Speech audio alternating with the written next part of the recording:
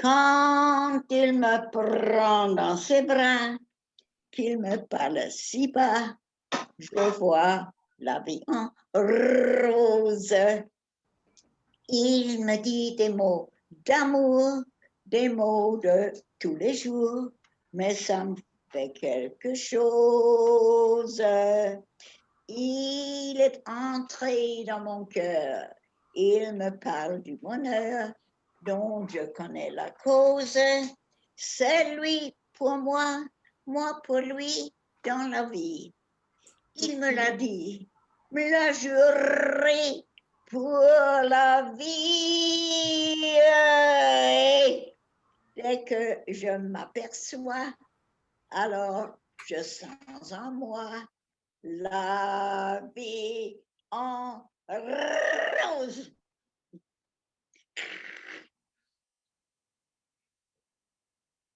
I'm one of the diamond triplets, and I'm singing this for all three of us. My name is Amelie. My sisters' names are Marianne and Evelyn.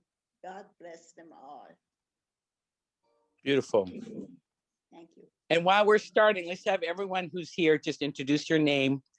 And then later we'll have a longer introduction after the film. So Barbara, will you go next, my dear? Yes, dear. My name is Barbara Russo. I'm a dear friend of Artemis, and I love you all, and I'm very happy to join you this evening. In Ocala, Florida. Nice to meet you, Barbara. I'll go next. My name is Sydney. I'm here to support Artemis and Amelie tonight with facilitating and helping answer any questions. I'll be moderating the Q&A as well as the chat. So feel free to type in the chat at any point. And I'm so grateful to be with you all. Thank you so much for joining us tonight. I'll pass it to Noam. Noam, do you want to introduce yourself? You're on mute. Sure. I am old friend. My name is Noam, and I'm an old friend of Artemis for decades, and I was very happy to see Amelie. I remember her singing from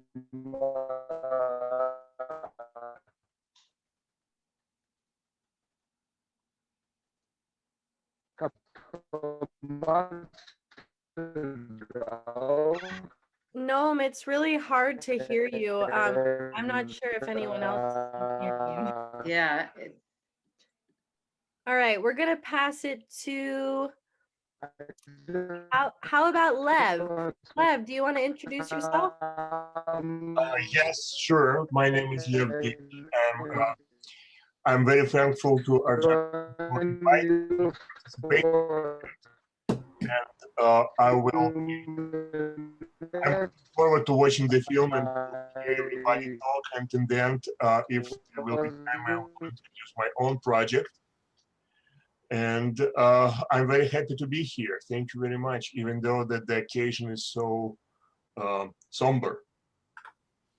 Yes, thank you for that. How Lev, about say that again. I don't think anyone heard the first part of your introduction. Who are you and why are you here? Okay, again, my name is Lev Deych. I'm a physics professor at Queens College, City University of New York. I'm from New York, but I'm also accidental filmmaker who is working on a documentary about, I will talk about this later tonight, so I wouldn't divulge anything right now. And but it's not the main reason why I'm here. I watched Artemis' film about his grandparents and was absolutely fascinated by the story, whom I kind of heard before when I studied the history of the rescue of Jewish people during Holocaust, but that story is absolutely fascinating, and I was so happy to be able to watch the film and read the book. And thank you very much for inviting me. Thank you so much, Lev. For those of you who are just joining us, we're just doing brief intros. Anne, do you want to introduce yourself?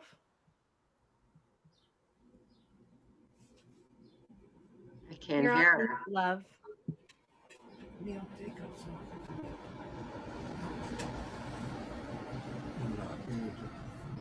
you know how to unmute? Mm-hmm.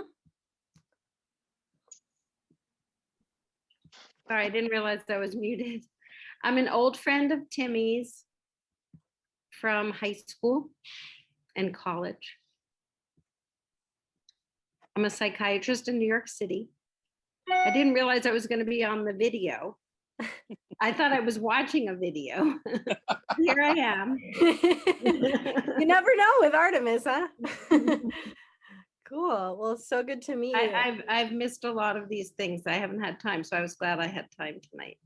Thank you for Annie is one of my dearest loves. Oh. And her sister and her and I formed an incredible threesome in the early 80s, late That's 70s, right. New York City. And we had more New York fun. City and Amherst, Massachusetts. That's right. I think I still have a basket you brought me that had flowers when I was sick. Oh. Still have the basket, yeah. Wow. Mwah. When he was at Hampshire College and we were at Amherst College. That's right. Mhm. We were the weird ones. Good to meet you, the Anne. creative ones. Nice to meet you. Hi, Terry. We're doing intros. Do you want to introduce yourself since you're on video? Yeah, I want to make sure I'm in the right video. This is the watching the movie tonight, right? We are indeed. Ah, okay. Well, Artemis, I think I met you when you were at Hampshire College, but I don't remember. Is that the first time we met? Do you remember? Mm-hmm. I think it was when you and Danny Mack and that gang. Right. Right. Yeah. Right. Yeah. Right. Okay. Yeah. So, quick introduction of me. I've been following my heart my entire life, and I backed into helping to start a social responsible mutual fund, and I backed into saving Ben and Jerry's and ended up on the board of Ben and Jerry's. And so now I'm writing books, and I'm launching something called Trust for All Children, which is going to be a way for companies to provide an incentive for their employees to create trust funds for their children. Wonderful. In such a way to where the trust funds will grow without taxation for the entire life of the child, and provide a distribution. And when they die, the balance will be used to create trust funds for poor children all over the world. And so that's enough. That's kind of what I do now. And I have a book that's being looked at right now by the publisher for Eckhart Tolle's book.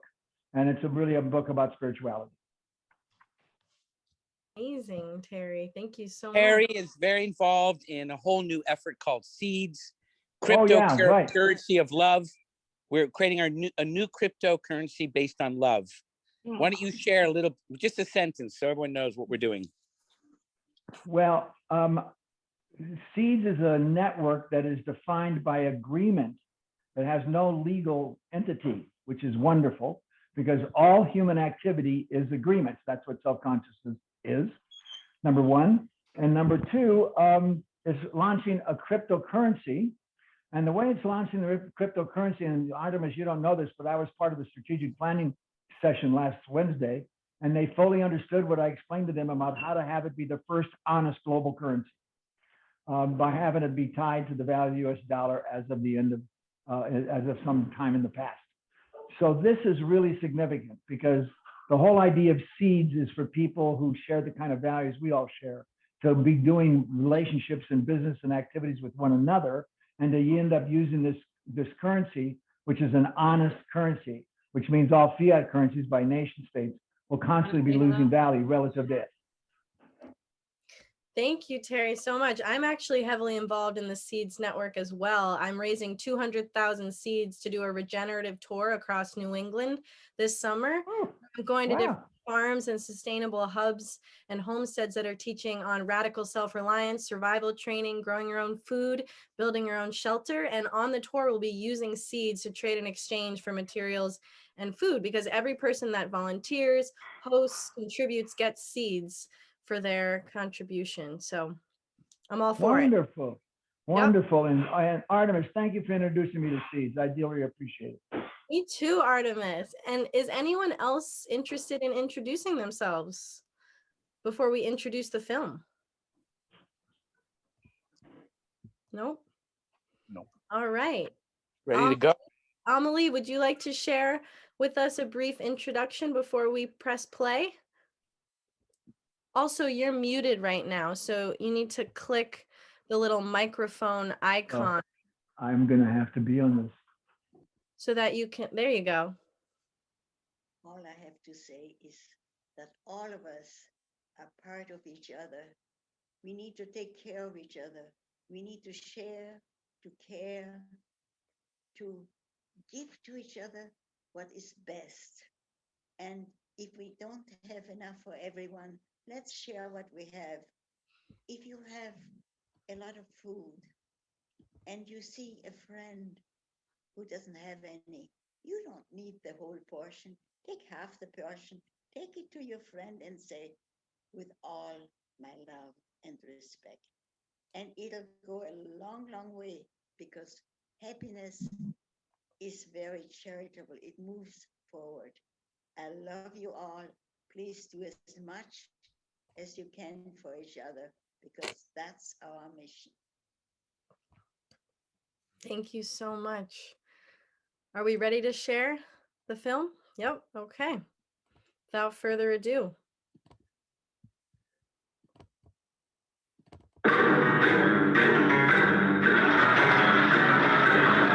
Can you guys hear it? Yes? Very good.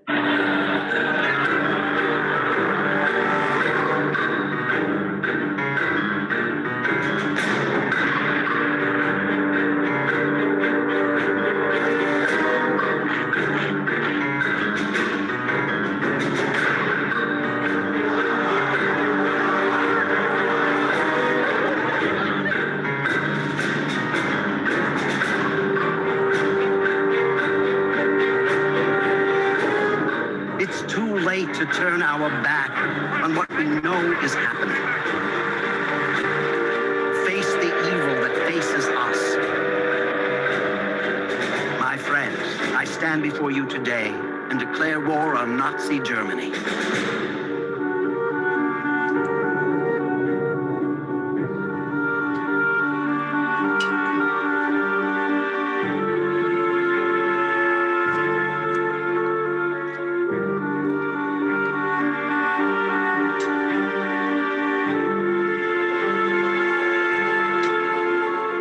It was the second Sunday night of 1939, when I had done a full day's work at the church and decided to spend an evening in front of our fireplace. The telephone rang, and it was probably the most momentous telephone call that I ever received. Hello, wait still. I knew whose voice it was. The voice of my closest friend, Everett Baker. Hi, would you and Martha come over to talk with me at our house here? Yes. He said, wait still, Martha. I am inviting you to undertake the first intervention against evil by the denomination, to be started immediately overseas. My husband and I felt that something should be done. Refugees in the Sudetenland had been murdered, and people had been imprisoned and hurt. We had 2 small kids, a very tiny daughter. I said, how many men have you offered this to? 17. I said, do I understand they've all turned you down? Yes, they think a war is definitely coming, and they don't want to be in danger. As my wife Martha and I went home under the starry skies, we went home with a promise to do it.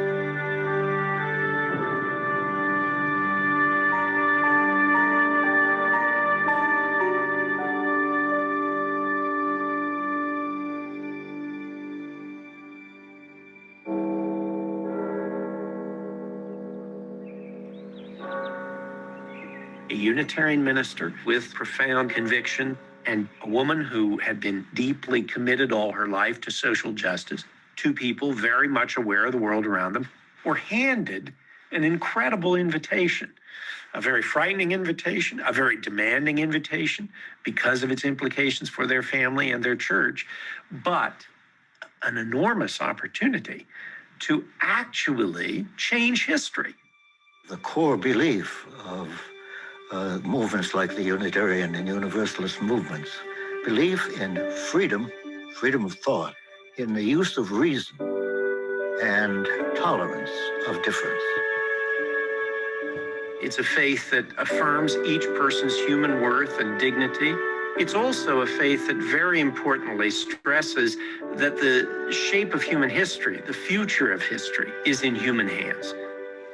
When I was 25 years old, my life changed fundamentally. After graduating from Harvard Law School, I was on a path toward a career in law. But after attending a Unitarian church service, I found my true calling. In 1933, I was ordained as a minister in the Unitarian Church.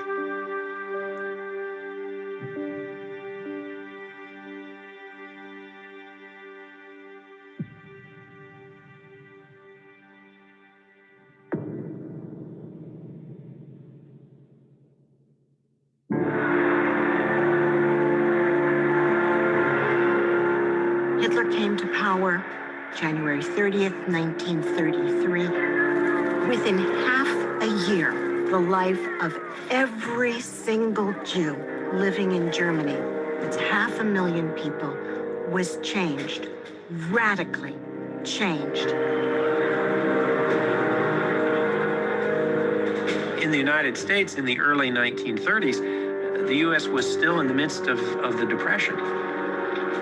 People were still very much on edge, concerned about their futures, inward looking.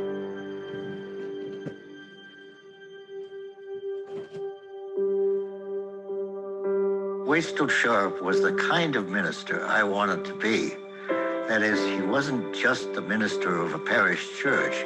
He was a civic figure. He was interested in the community in which he worked. He was interested in world affairs. He was interested in the need for peace in the world. Martha was so open, and so charismatic. And Waitstill was very thoughtful. He was intellectual. He tried very hard to get over to the congregation his ideas and his concepts, but he wasn't always successful. And I think he felt quite a lot of frustration about that. He had a speaking style like a Gatling gun. As a pacifist, that seems strange to people, but that was Waitstill. I am Martha Sharp Joukowsky. My mother was Martha Sharp. Social work was really very much a part of who she was. And it wasn't a matter of giving back. I mean, she hadn't received that much to begin with. My mother was very working class. When Martha was born, her mother kept leaving her to go back to England. She signed adoption papers to her sister. My aunt and my uncle fully expected that when my mother was going to graduate from high school, she would enter the workforce, doing whatever she could to make money for the family. When she was accepted with a full scholarship to college, they threw all her belongings out the window and told her that she was no longer welcome.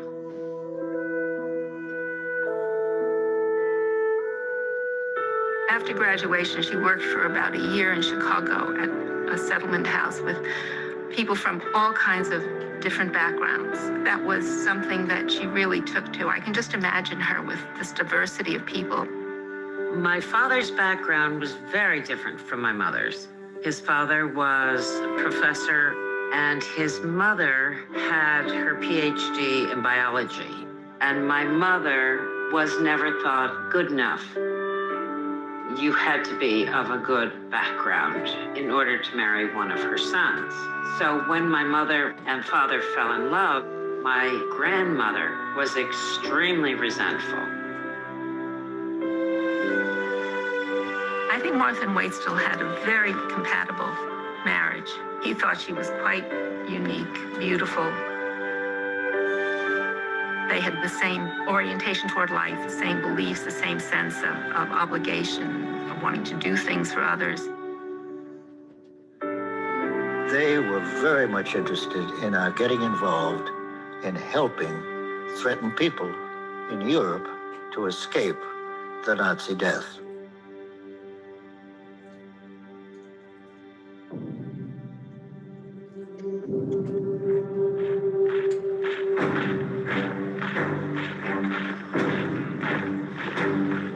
Hitler was absolutely fixed on the idea of bringing home every person with German blood. And so for those who didn't move back to the Reich, his idea was that the Reich would move out to them. He was enormously successful.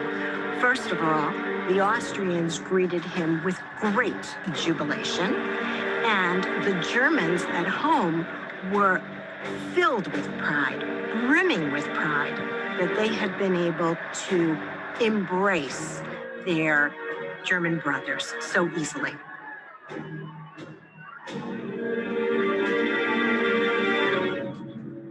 They were like flies over Vienna, the Nazi planes. And of course, people didn't recognize the fact that this was going to be so lethal for any Jew or anyone who opposed the Nazis. I was only 15 and a half years old at the time. I saw windows of Jewish shops broken and things just stolen and so on.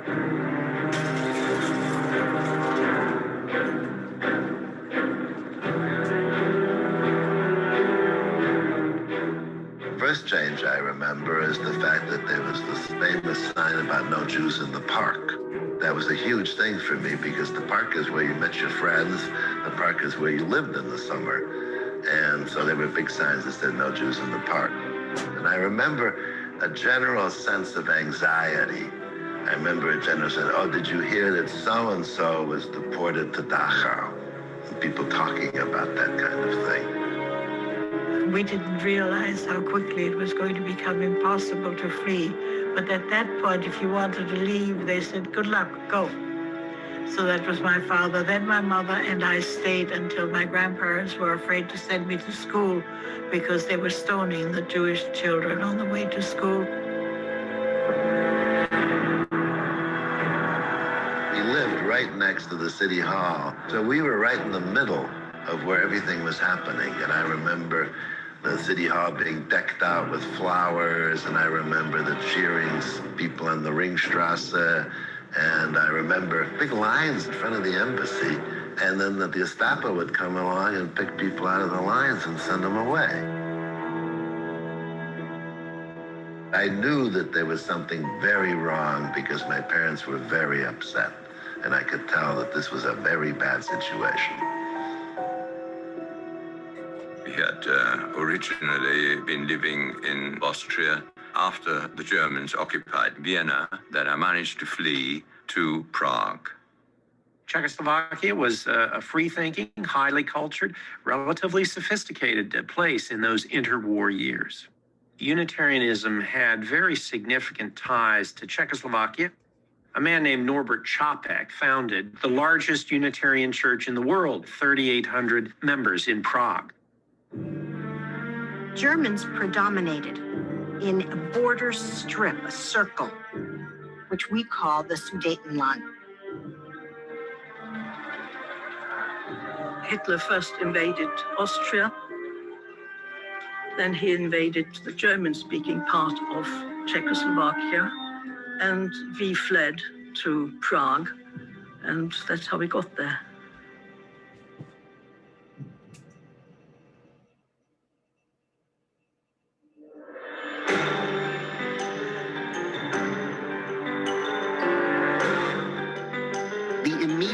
cause of Unitarian intervention in overseas evil was the desperate situation in Czechoslovakia.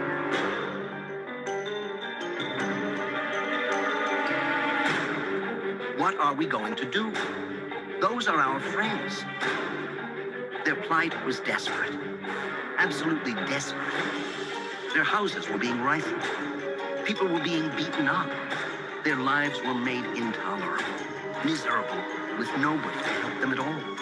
That was the inspiration. And that was the story of why we went.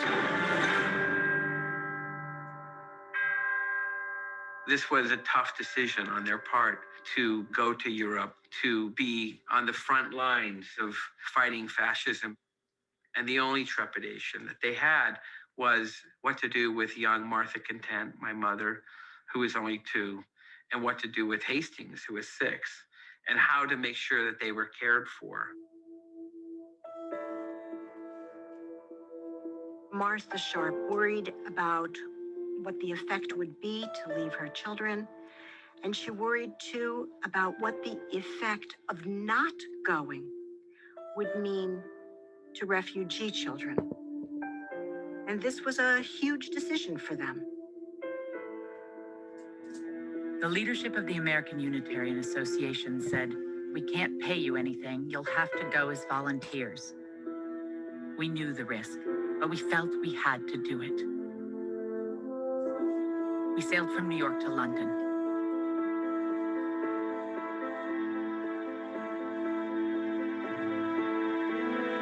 We learned many things during that stopover. At a secret meeting with the Unitarian and Quaker leadership, I was given a course on some of the techniques of making memos which cannot be easily deciphered. And if I was not able to make notes, how to memorize key words and remember important data. I learned quickly that I would have to do much of my work abroad in secret. I also learned various methods of destroying incriminating papers, how to ascertain if I were shadowed, and various ways to elude followers. I was warned that we would be followed and spied upon throughout our mission.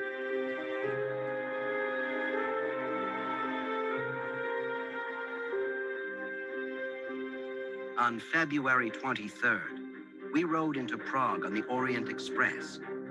As the train ground to a halt into the bitter cold of Wilson Station, we saw a strange sight. The platforms were brimming with women and children, weeping on the concrete walkways. Another large train was headed out, filled with nothing but men. We were told the men were social democrats who were fleeing the country. It was clear we had come to a nation in crisis.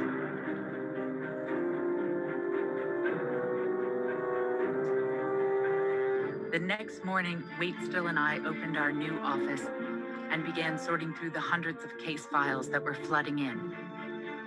Refugees needed documents. They needed plans. They needed money. They needed assistance. The Sharps stepped into that vacuum. We had lists of thousands of names, all of them requesting exit visas. But it wasn't as easy as simply requesting a visa from a foreign country. Through our contacts in Boston, New York, London, and other cities, we had to arrange for jobs, places to live. We had to match refugees in Prague with opportunities to live and work abroad.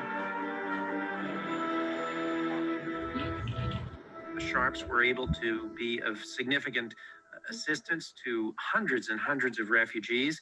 Some of that assistance came in the form of humanitarian aid, simply finding them a place to live and a place to find food in Prague. They knew that their mission was material relief and also to help those in danger get out as quickly as possible.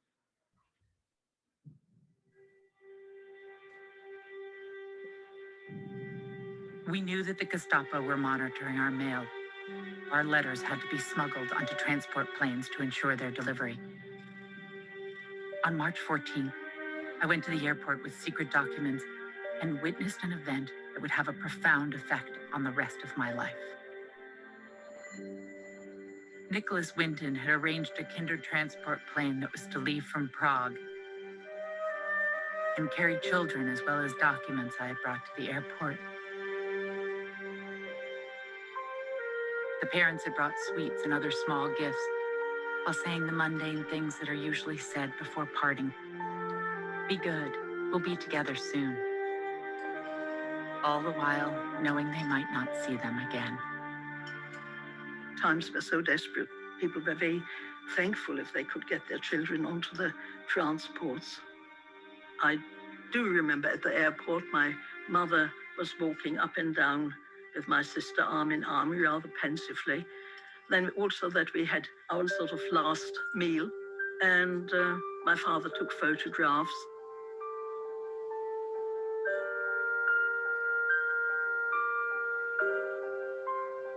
The plane was announced. As each child stepped off the exit, he or she waved to their parents, ran across the snow-covered field, waved again, and climbed aboard the plane. The parents' self-control was incredible. Smiling brightly, eyes brimming with tears, they waved back. You know, they thought one of us might be able to escape. He was hoping to come to England. Suddenly, the engine raced. The plane took off, and it was lost in the low clouds. Well, my mother and the rest of my family, of course, didn't survive. They would have died in Auschwitz, yes. Well, I'd rather not go and dwell upon it, if you don't mind.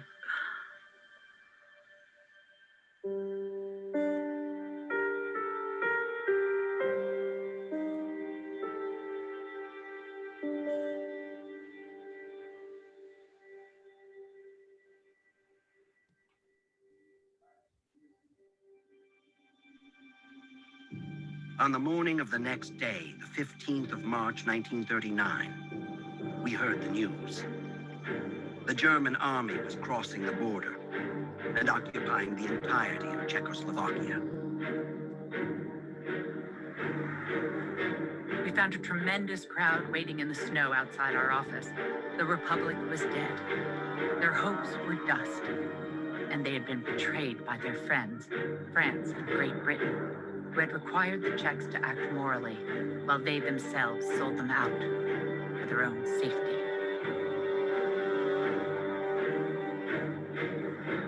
March the 15th, oh, I shall never forget that. It was snowing and raining, and my mother said I didn't have to get up because the Germans invaded. And my mother got into the bed with me. And there we were. Instead of having a breakfast, we were just lying in bed, and my mother was very sad. So that was March the 15th. Through the eyes of a child. I found out that my father died from a heart attack because he was so taken by the invasion of Prague. And so that was my 15th of March, 1939 experience.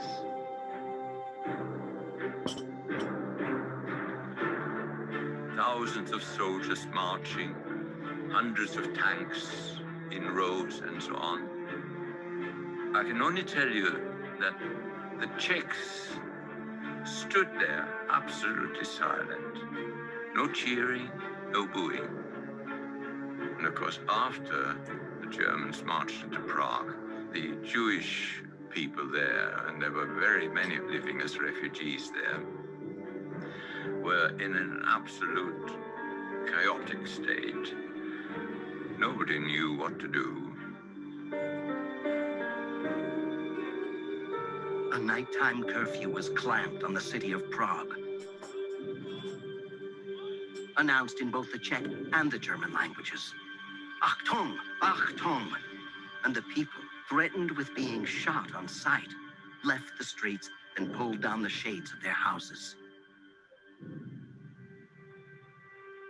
The night the Nazis invaded, We found the furnace at the Hotel Atlantic and began to destroy the documents we'd kept on our work.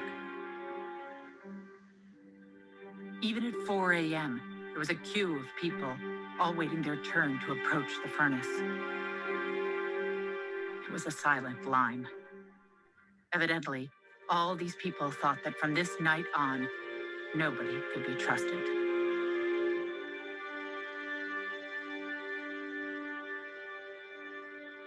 At 11 a.m., we stood in the town square and saw Hitler standing in the window of the palace. He began to speak. He sounds even wilder than the broadcasts we have heard on the radio, I thought, but he looks just as he does in all those pictures.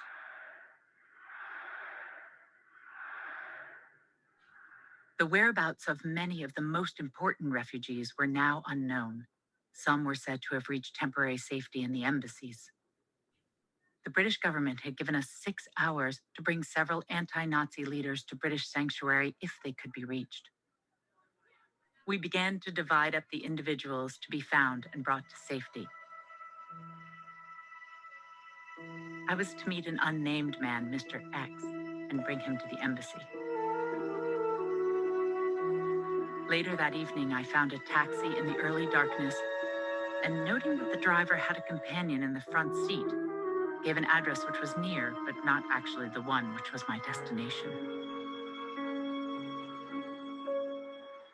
Arriving at the place, I hastily paid the driver and hurried around the corner, hiding in the first doorway to watch to see whether I was being followed.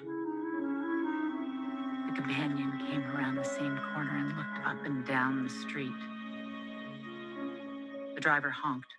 My heart skipped a beat. I realized that the driver's associate must be a Gestapo agent.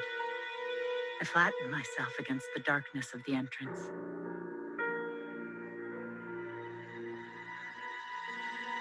He walked right by. After he passed, I entered the building. I climbed the stairs to the 5th floor and knocked on the door. The door opened, and a man stood before me. He whispered, "I am Mr. X." I told him about the Gestapo agent and the taxi, and we dashed out into the snow and wind. On the walk, we passed no less than 3 Gestapo patrolmen. Each time I spoke in hurried, clear English that we were on our way to the British embassy. Pretending that Mr. X was my husband, I insisted that Mr. Sharp and myself were already delayed, and we were required by the ambassador, Mr. Swansea. My heart was pounding when the doors to the embassy were in sight. And the 3rd patrolman was holding us up, looking over my passport. He was skeptical of our story. We were chilled to the heart and bone. Finally, he said, "Go," and waved us to the embassy door. Mr. X was one of the lucky ones, but there were still thousands more that desperately needed to get out. The next morning, we were faced with a flood of refugees begging for any kind of visa. After the Nazis entered Prague, we were living as refugees there. And we found out very quickly that to get any further, where we could live permanently, was nearly impossible, because no country, literally no country, was prepared to take Jewish refugees.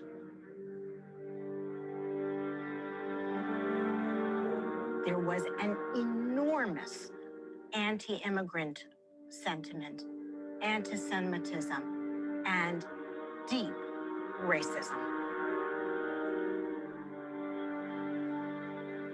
I think there's no question anti-Semitism played a significant role in the limitations that the United States placed on the number of refugees, particularly the number of Jewish German refugees whom it was willing to receive. Martha and Waitstill Sharp had to struggle against the immigration restrictions of their own government. The Sharps had entered Czechoslovakia on February 23rd, which is before the Germans had come in mid-March. That was very lucky for both of them because it meant that the visas that they had obtained allowed them to leave and return to the country on short visits.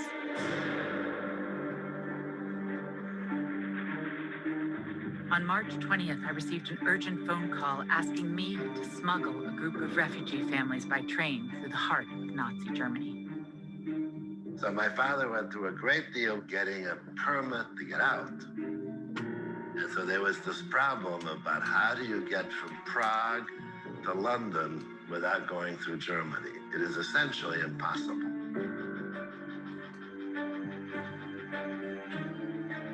The group included some of the most wanted and well-known anti-Nazis and their families, including one of the most famous surgeons in the world, a female scientist, and 2 journalists. But of course, we had to hide their identities. They were to leave the country under the guise of household workers, so that if their papers were checked, they would appear to be simple gardeners, cooks, or laborers. Once we made the arrangements to take the refugees on this perilous ride, I didn't know if I would ever see Waitzel again.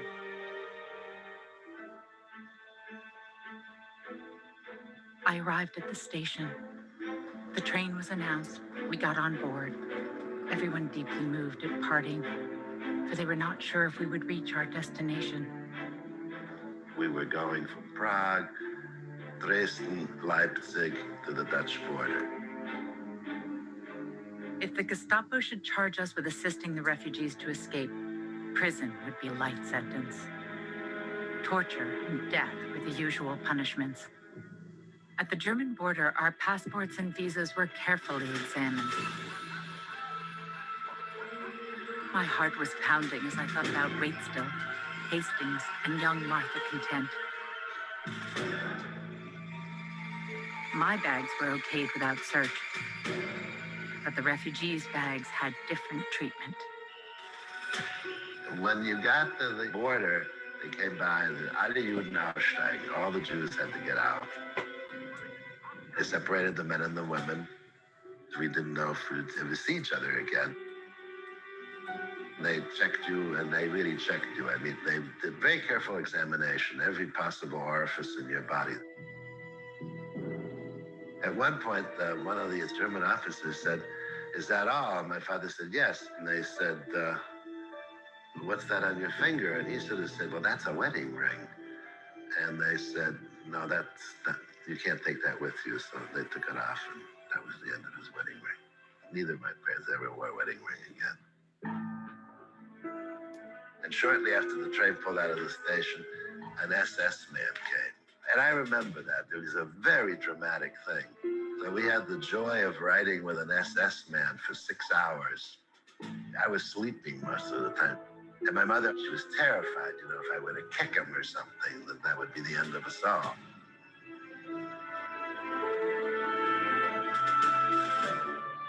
We're traveling all through Germany. We weren't even allowed to look out at the window, you see. The windows had to be blacked out all the time. And I remember these long periods, when it wasn't moving at all.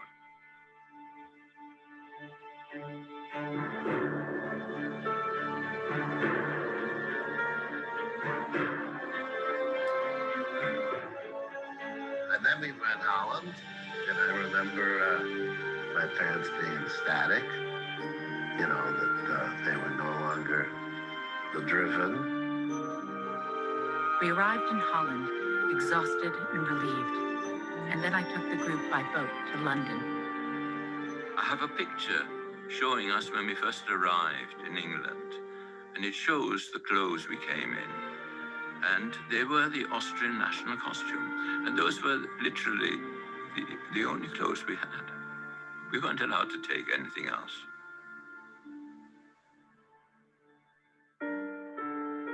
Dear Mrs. Sharp, we shall never forget what you have done for us and wish to thank you from the depth of our hearts.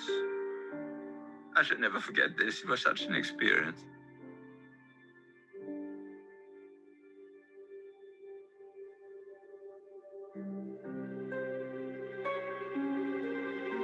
The situation grew increasingly tense. The Germans ordered all refugee aid and assistance operations to cease. We found we were being followed everywhere we went. Gradually, the Nazis began to close in on anybody they thought was an enemy. And they certainly thought that we were enemies. And in the meantime, our hotel bedroom was searched 3 times. Hang on. We have to assume by the Gestapo, trying to figure out what these 2 crazy Americans were doing here. We decided that in order to be the most effective, we'd have to separate. The operation desperately needed financing, and we were not getting enough support. I would continue dealing with individual cases in Prague, and Waitstill would go abroad to raise money. It was the first time in our marriage that we would be apart for more than a few days.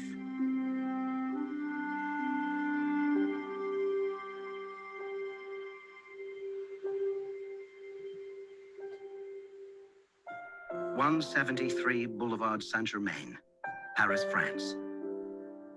Dearest Martha, these long silences surely are trying. Why don't you write, even if you send no more than a postal card? I shall certainly hope for a word from you tomorrow. I think I shall have to try out for the Wounded Love section at the Paris Opera. Now do please write me. Ever yours, Waitstill." My darling Waitstill, I am terribly lonely without you. And all today I've been wondering how I could possibly stand it for another 10 days. The fact of thinking of Hastings off in his little aloneness, and Martha by herself, and you in Paris, and of myself here, has been nearly too much. I think that the experience here has made me realize how much I love you, and how horrible it would be if anything should happen to you. His name is Artemis Joukowsy. I have been reading the life of Voltaire and Tatterley's lover, which I'd like to discuss with you when I get back. The parish would disown me if they knew that book. And I've been thinking about the things that we ought to do that we don't. Somehow, we've got to begin to tell the world where it gets off. All my love, Martha. This letter was just filled with love and a desire to have sort of a normal family life with my brother and myself.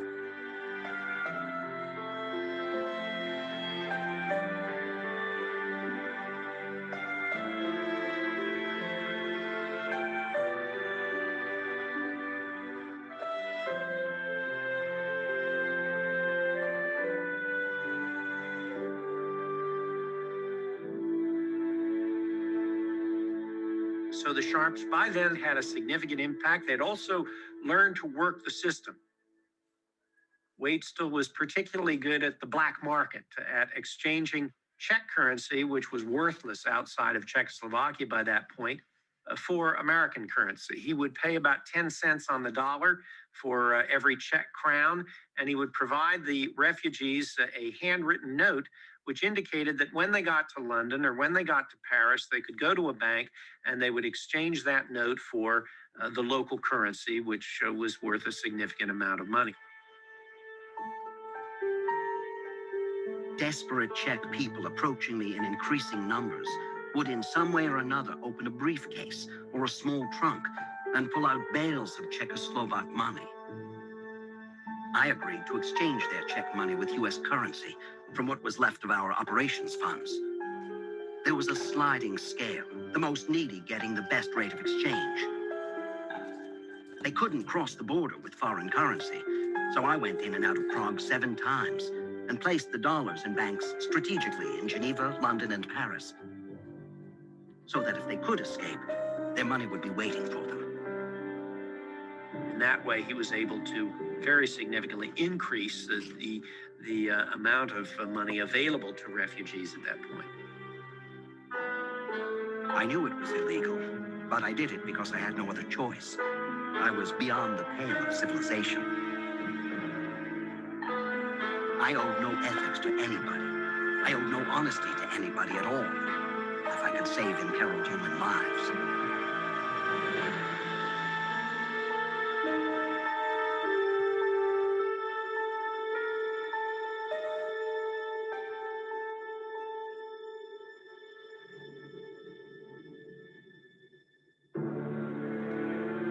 The Sharps carried on under ever more dangerous circumstances. They kept putting off the authorities until they came to the office and found the doors locked and furniture thrown out onto the street.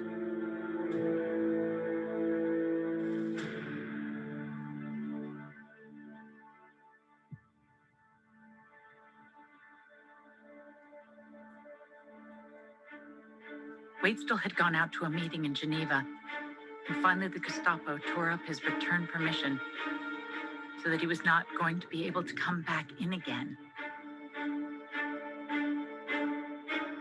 And then I got a call from Alice Masaryk. She said, "Martha, I've received word from my underground that the Nazis are going to arrest you and take you to prison."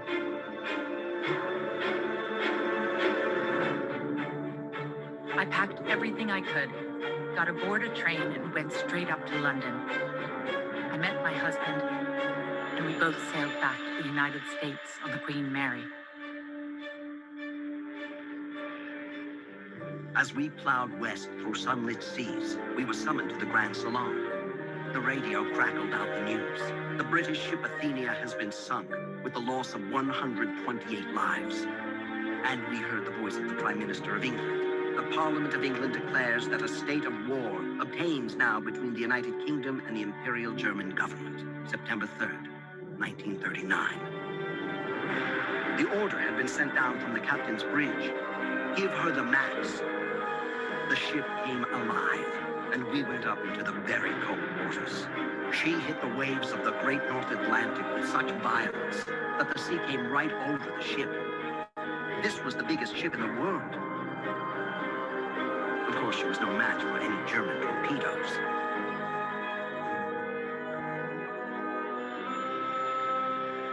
Well, she made it. We landed, and the chapter was over. We docked in New York, and we're back in another world. Love, children's arms, plentiful food. And the only tension that concerned Americans in September seemed to be which baseball team would win the series. Most Americans were not really concerned with the war, nor did they understand why it was declared. Life was still pretty secure in the good old United States of America. When my grandparents returned, they were overwhelmed by what they had seen. They started to lecture, they started to speak out against what was going on. When my parents returned home, I remember Father would write his sermons on Saturday. He would preach on Sunday. Yes, we would have lunch on Sunday. Lunch would be a Q&A about the sermon. I really wasn't terribly excited about the sermons at that point in time. I was too young. Very remember Father was at the Boston Braves game in the old Braves Stadium and see the Braves play. And there are other times we would be out paddling a canoe on Lake Sunapee. When we were in Lake Sunapee in the summer, that definitely is a time that I can remember that we were together. The Sharps, they come back in the late summer of 1939. They've undertaken this harrowing mission. They've been successful. The situation is worse than ever. Many of the Czech refugees whom the Sharps had helped resettle in France now, of course, were under threat once again because Germany was threatening France. In May of 1940, Frederick May Elliott, who was the head of the Unitarian Association, came to my grandparents and asked them to do a second tour of duty and go back to Europe. I was taken aback by this and said, Dr. Elliott, my family has been broken up. We are eagerly counting upon a vacation. My family needs reunion. I have 2 young children who need steady parenting. Vacation, he shouted, vacation. Europe is falling to pieces and you talk about vacation? I won't hear the word. You must go. There is no debating it. I proceeded home and explained this to Martha. And I said no. We had just been away months before, and I had left my 2 children, and I really didn't want to go again. And so I sat in the church and was amazed when Frederick Elliott announced that Waitstill and Martha Sharp would go back to Europe. I thought we had decided together not to go. All things considered, we agreed, with serious misgivings about our children, that we would go. That was the beginning of when they began to lose each other. Martha went to Europe because her husband wanted to go. The wife was considered to be the husband's right hand. If you're a minister's wife, you are doing part of the ministry. That was just the way it worked. Was I angry at my mother? Of course I was angry at my mother at some point in time. I must have been. I must have been angry at both of them.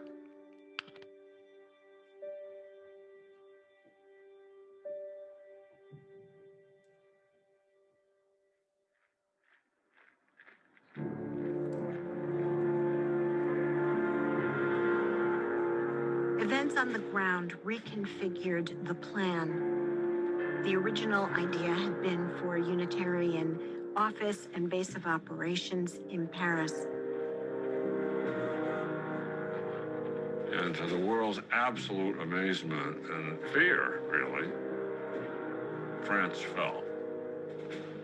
The Germans in 6 weeks conquered what was considered to be the strongest army other than Germany on the continent.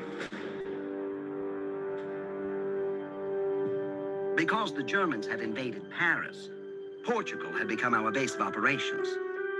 We established an office at the Hotel Metropole in Lisbon and made contact with our network of rescue workers to assess the situation.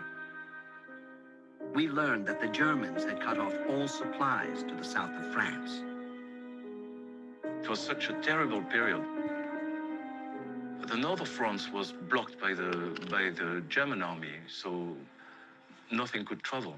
So, of course, there was a lack of meat, lack of vegetable, of fruits, of milk. Milk was the one thing they needed to keep the babies alive. Waitstill and I began negotiating with the Nestle company to arrange a complicated delivery by train. 6 weeks later, after many delays, we were finally able to present a 13-ton trainload of powdered milk to the local midwives, who then distributed it to the hungry children. The situation was still dire.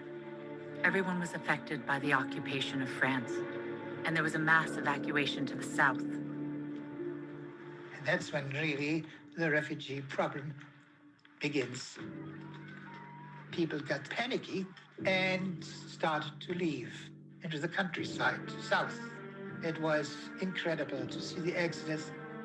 You have to visualize hundreds, thousands of people on the roads. My father left Paris on a bicycle, taking just what he could carry, which was really very sensible because people who had cars and dogs and canaries and mattresses and so on got stuck on the road. My mother said, we're going to leave, and we put everything into an automobile that belonged to one of the medics at the hospital. He was to drive us out of the city, going toward the south of France. The car overheated. We left all our goods in the middle of the street. We were strafed by aircraft, and a French farmer pushed me down into the ground. I thought it was a game. This is just fun. And my mother started to cry. Slowly, you get the message that something is drastically wrong. A million French, along with thousands of Belgians and other foreigners, fled to the south. They came in every sort of conveyance, from push carts to limousines or by trainloads. They were all full of fear.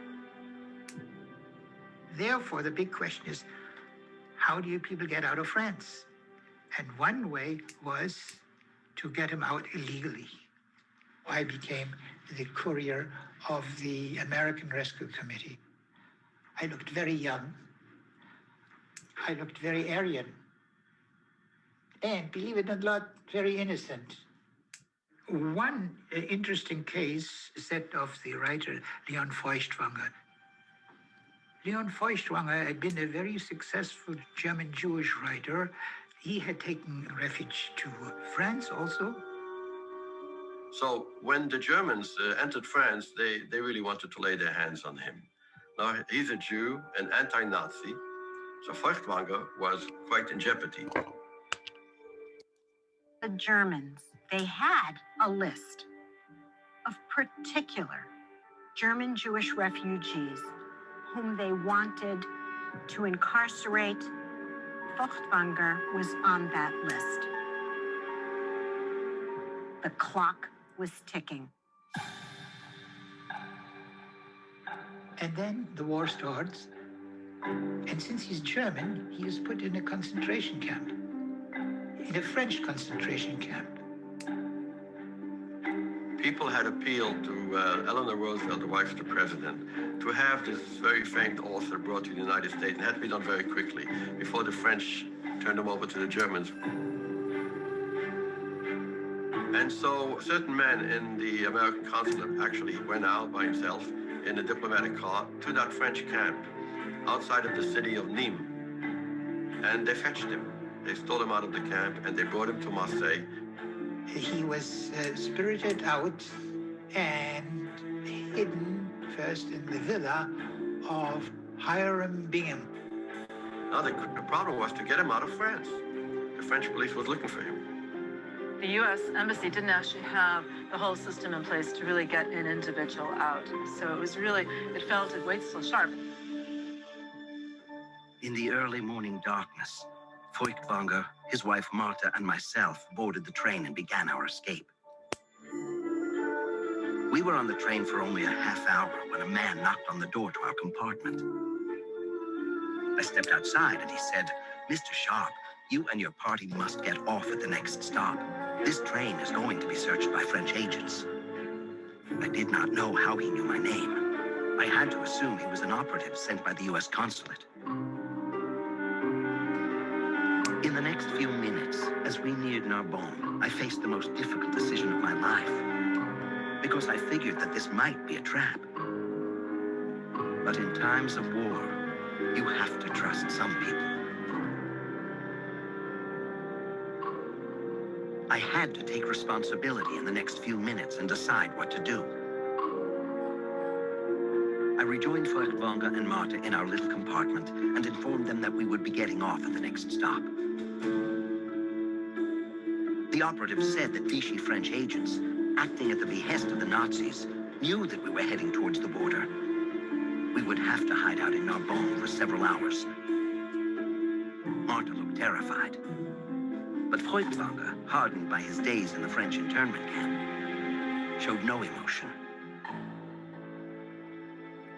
We stepped off the train and began what felt like the longest 4 hours of my life. As we nervously strolled through Narbonne, I began to know Feuchtwanger quite well. He spoke of his life and his writings, his experience in the French internment camps. I reminisced about Wellesley, of our children and Martha, and the parish back home. The hours finally passed, and we boarded the next train to our destination. I was surprised to see the agent again. He gave more instructions: to disembark at Cerbère where we would rest for the night. The great test was ahead. If you didn't have that French exit visa, really the way to get out of France was actually to walk on foot over the mountains. They used a route that smugglers had used. After breakfast, we were ready to make our escape. I took Voigtvanger and Martha to the start of the smuggler's path at the Spanish border and instructed Martha to walk 2 miles ahead of her husband. She would carry cigarettes and hard currency to bribe the border guards. Groups on the trail could attract attention.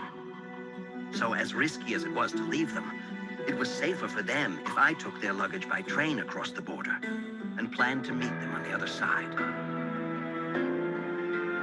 This is an extremely taxing climb. The mountains are unforgiving. This is no man's land between France and Spain, and I was not certain if they would encounter armed guards or no one at all. But the charm of cigarettes and money held fast, and the border guards stayed corrupted. They both made it through, and we assembled at a rail station on the Spanish side of the border, waiting for the train to Madrid. 4 hours later, we arrived in Madrid, where we would catch a train to Lisbon to make our final journey across the Atlantic. Waitzel used the ticket that had been designated for his wife, Martha, for Leon Voigtvanger. Leon Voigtvanger came home in the lower berth of my little stateroom, which was to have been occupied by Martha Sharp. Finally, we arrived in New York Harbor, steamed past the Statue of Liberty, and it had never meant as much to me as it did then. But my elation was short-lived. How would I tell our children that their mother hadn't come home? I knew that Martha was still in peril.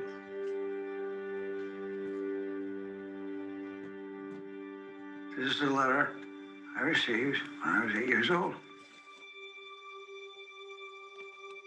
Dear Hastings, I am sending you this letter by Clipper. I love you, and I miss you very much. Now I have some very important news for you. Here in France today, the children do not have enough food. I shall not return home with Dad. I must wait until I can make all the arrangements for the children. So I must give up seeing you until about your birthday. Now I send you my love and many kisses. Loving, Mommy.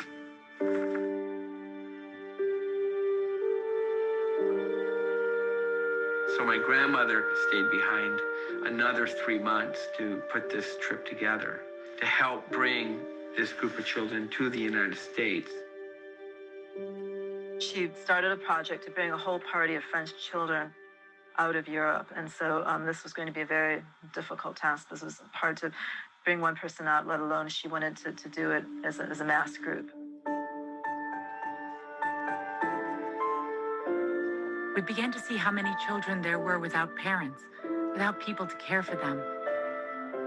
People begging us to take their children to the United States.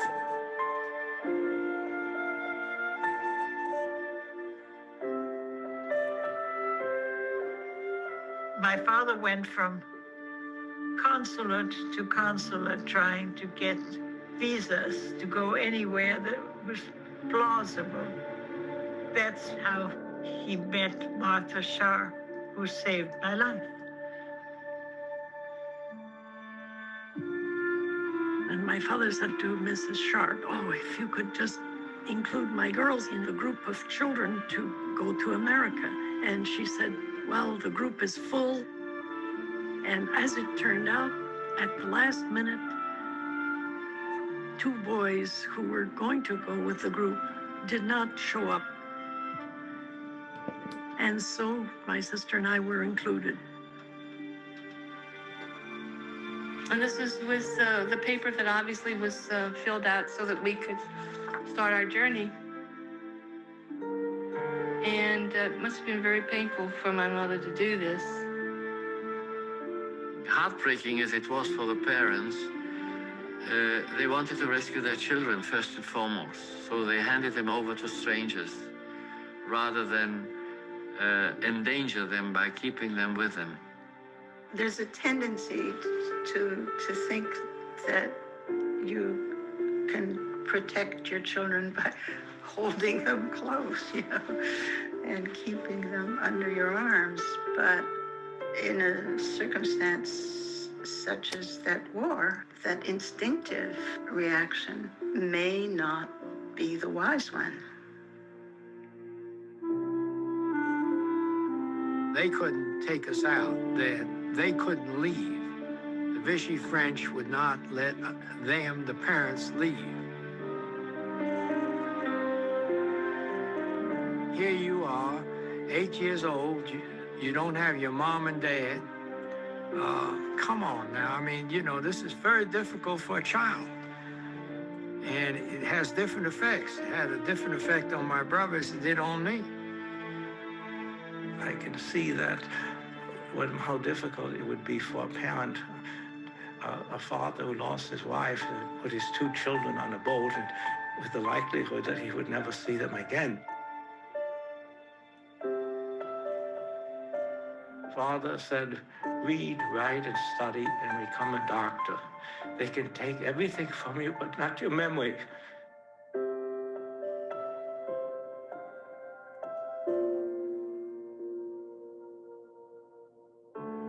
I must have not wanted to go to America. So I don't think I was told very much ahead of time. My mother just packed my things. Martha gave us all beige berets, and there are pictures of us in those beige berets. Mrs. Sharp had decided on the berets as a way of recognizing all the children. Yeah, I'm the tallest. I haven't undone that in 66 years. Yeah, maybe, what? And we were on a boat called the Excambian, which was later sunk.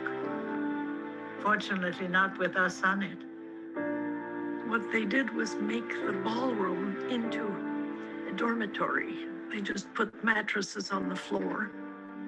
The boys and girls were separated by a curtain. I remember seeing the Statue of Liberty. The best Christmas gift I ever got was being brought here, in this country. We arrived in New York, and some Red Cross ladies had a table with cocoa. And that was really very welcome. It made us feel that America must be a great place. The American liner Excambian arrives with child refugees from Europe. Youngsters scarcely able to believe they're free from the terrors of war. Triply joyous are the 13-year-old Diamante triplets.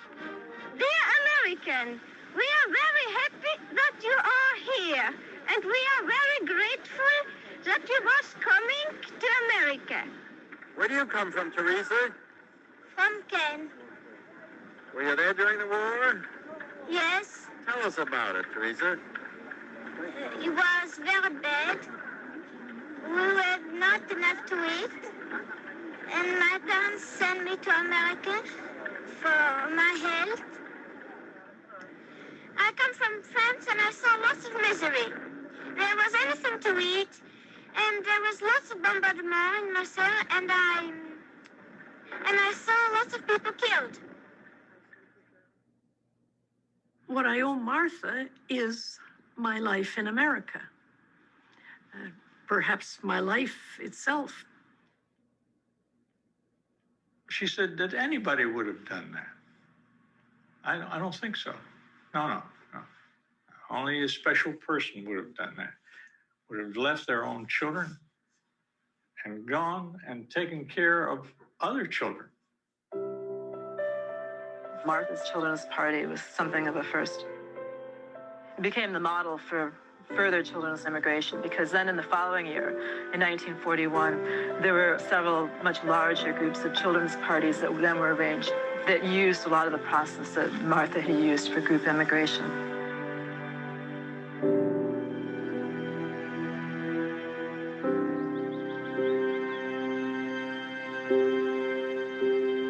Martha, after she came back from Europe, she and Waitzel both were commissioned by the Unitarians to go all over the place and tell about what they had done. People would get in a room and she would tell about her experiences with the children.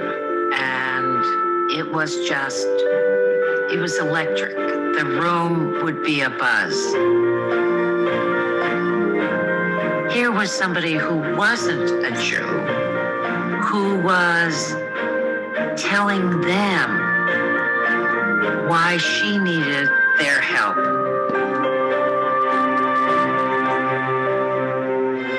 My grandmother became a passionate Zionist. She worked later with Hadassah, bringing people to Israel after the war. She crisscrossed the country for years afterwards, doing speaking tours and Israel, and she really spent a lot of time away from home. When she later ran for Congress, she was accused of being a communist by Joe Martin, who she fought for the 7th Congressional District. Even though she lost, J. Edgar Hoover decided to build a dossier on her. I think that run for Congress really divided the family. It was something he didn't want. He absolutely did not want it. My father, he was away during most of her campaign. She ran for Congress alone. I mean, that takes guts. Several people who've known them have told me that they really felt that she started to grow in her own self and no longer needed to be partnered with him. Then she went back to Europe. They went to Europe together twice, but the third time she went alone. February 23rd, 1946. My darling Martha, I hope and assume that this reaches you in your return from what must have been a very exacting but very successful expedition. I must say that I would like to begin having a home again, with travel the exception, instead of counting those days on the calendar when mother is at home, and of finding them few. The kids don't show their feelings too much, but we finally could not count on any time that you wouldn't be off to a talk, or a tea, or a committee meeting. I see nothing but men's things in my wardrobe. I smell no perfumes. I have been quite desperate at times. I want to go on for what there is left of life with you. 7 years ago tonight, we stepped off the train into Wilson Station, and all our world has been different ever since. Quite moving. And this is a side that I never knew. I never realized how he felt.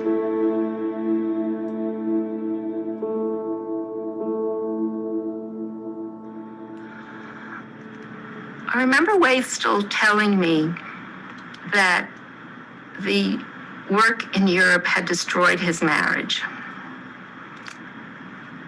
I also remember him telling me that it was the most extraordinary experience of his life. So I'm not sure he would have not done it over again.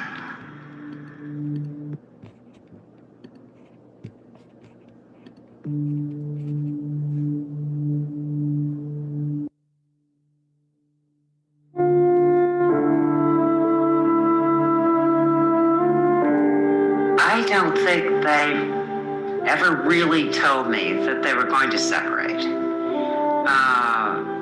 I know that I had to go to court, and I had to declare which parent I wanted to live with. And the judge said to me, "Which parent do you wish to live with?" And I said, "Neither one." And I was living at that time with my father alone. My mother was barely around. And both of them felt the marriage had been under pressure from the life that they had lived apart from one another so much when they were both going in and out of Europe on their errands of mercy. You know, it was 40 or 50 years later. And I remember Wade still getting so incensed about some of the things he'd seen. And Martha, the expression of horror was still there on her face as she told it to me all those years later. So one has a sense of how deeply integrated these experiences were in their psyches and in a sense almost in their bodies.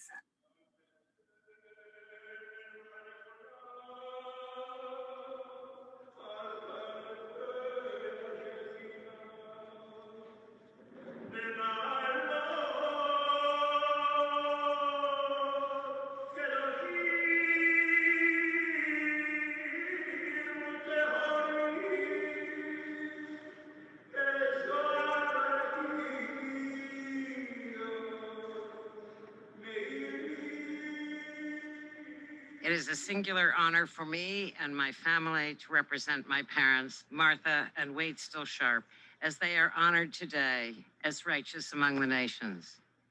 They were modest and ordinary people. They responded to the suffering and needs around them, as they would have expected everyone to do in a similar situation. They never viewed what they did as extraordinary. Martha Joukowsky and I lit the eternal flame. That was very moving to me and very scary because I looked at that fire and of course I thought of my grandparents who were burned to death in Auschwitz.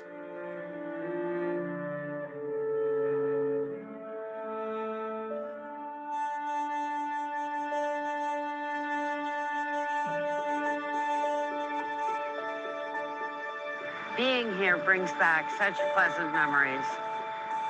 Do we feel connected to this place? I think we do. I think at 2 years old, a child doesn't realize what is happening, but you sense that something is going to change, and it did change.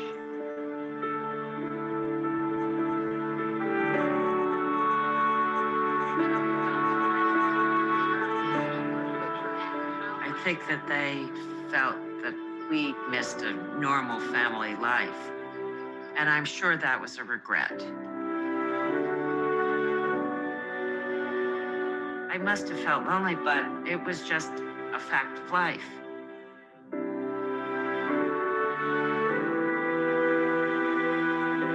I think that their belief in social justice, in the freedom of thought, the freedom of expression, democracy, all of these aspects they felt really should be the bequest of all humankind.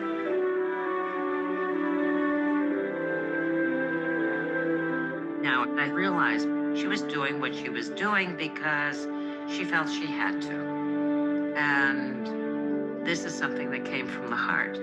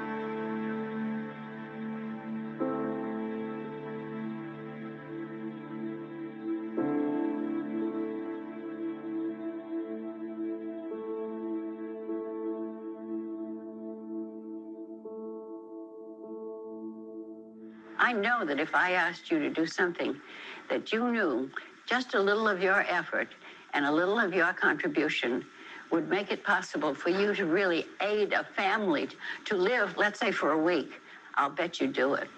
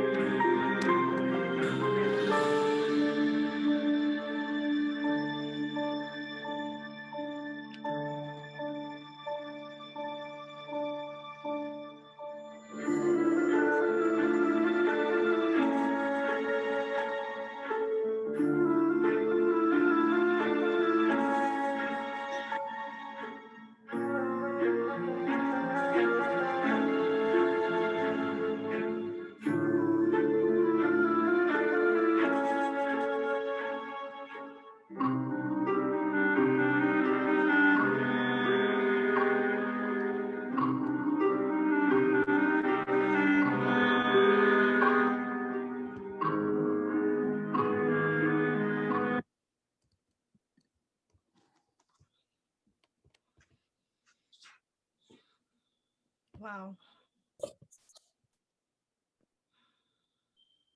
What a depiction.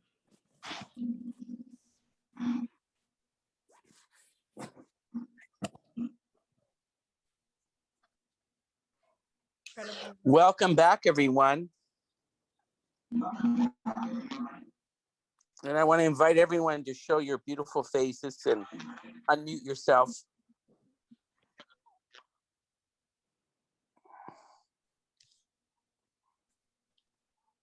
It's a beautiful film. Amazing. Really beautiful to me. Congratulations. Oh. Well, it was my first film.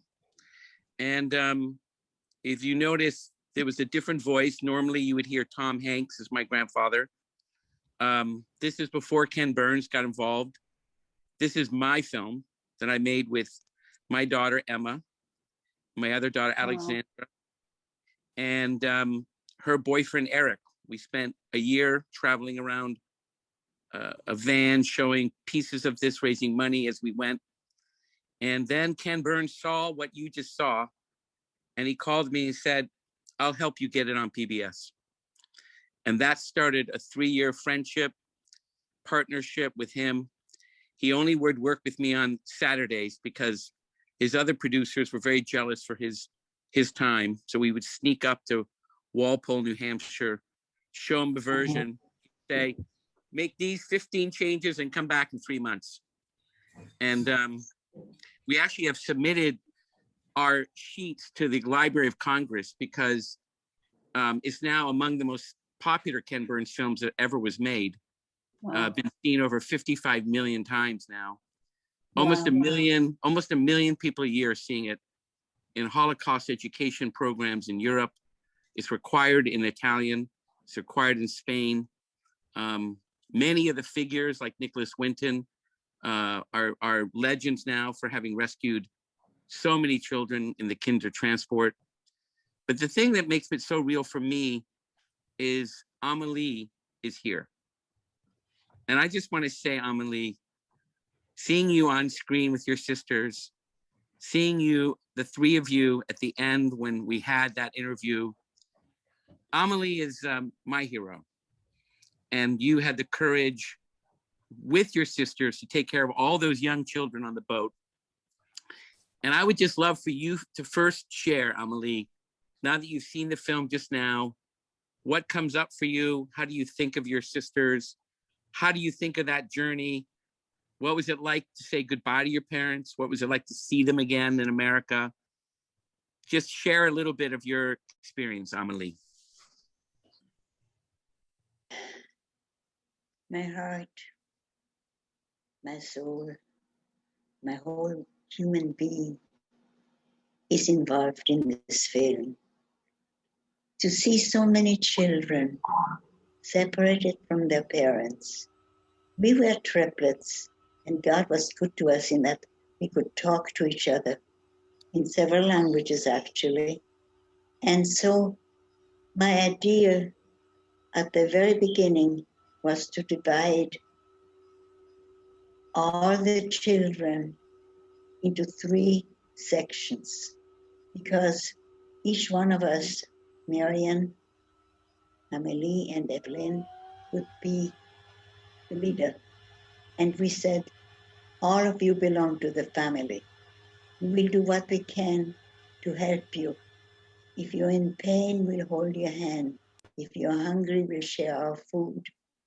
And it was amazing to see how some of the most lost little souls who were all single children, that was so heartbreaking, come to life because they now were part of the family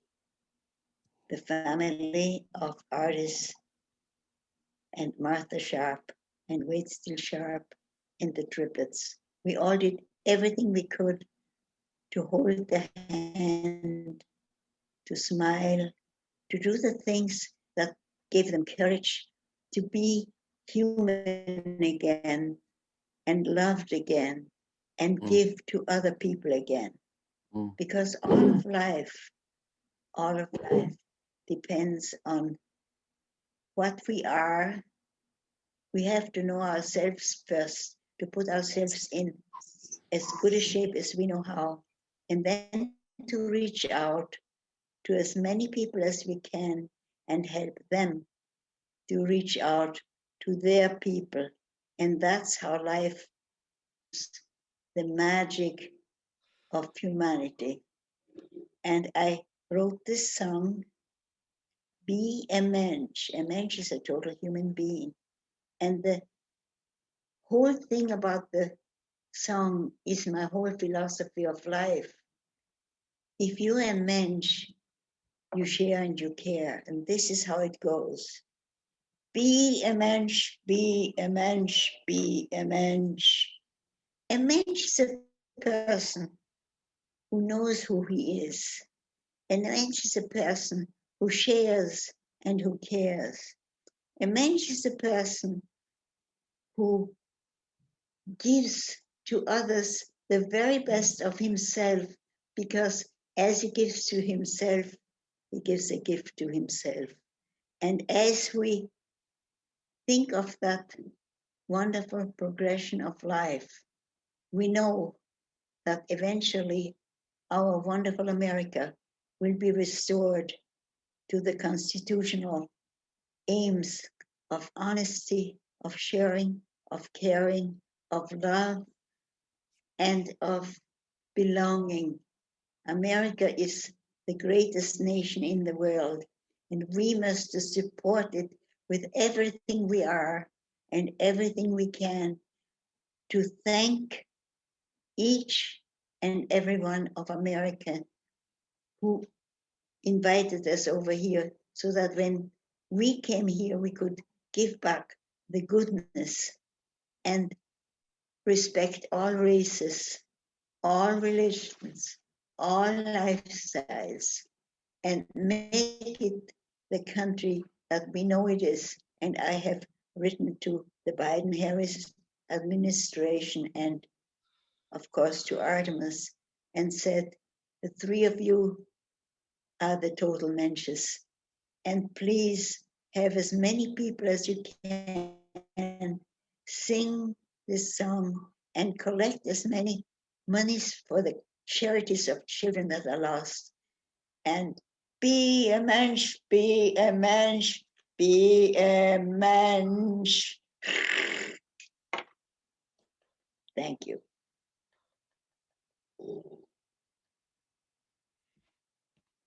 Thank you so much, Amelie. Amelie, can we sing it one more time, the whole song, just without explaining? Now, just sing The whole it. song? Yeah. Okay, give me I'll just sing one. with you. I take my breath. A mensch is a person who is knowledgeable and kind. A mensch is a person who speaks his own mind. A mensch is a person who shares and who cares. Be a mensch, be a mensch, be a mensch. A mensch is a person who respects all races, all religions, all lifestyles, who courts the goodness in humanity and moves it forward, and to live with hope, love, and courage. Be a mensch, be a mensch, be a mensch. Thank you.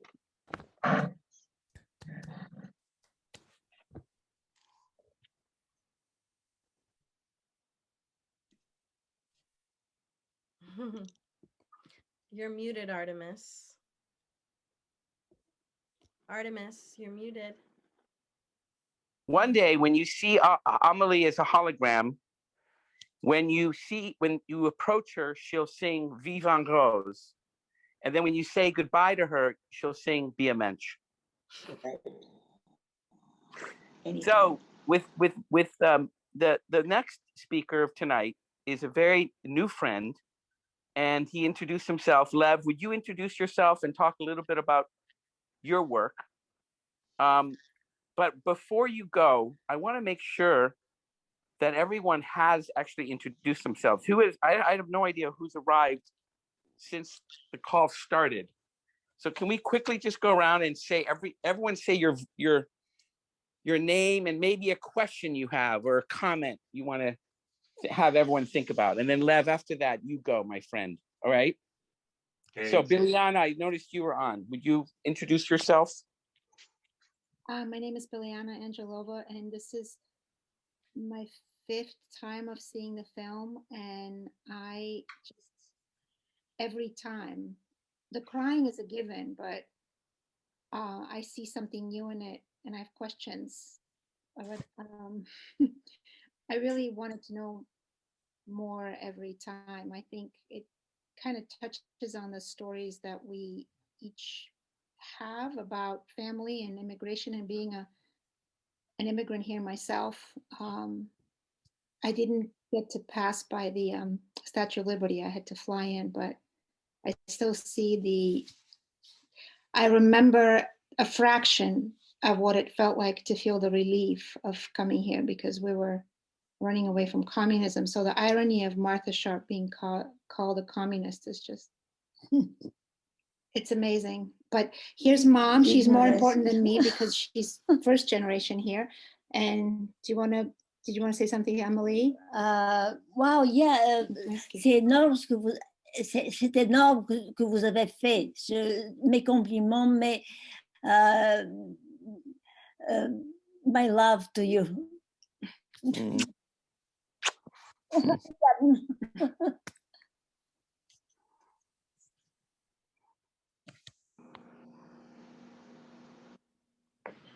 Trisha, you want to say hello? Hello, hi, I'm Trisha, and I am happy to have gotten to see the movie tonight. It's my first time, and this has been an awesome experience. And you're my physical therapist, thank God. Occupational. Oh, sorry.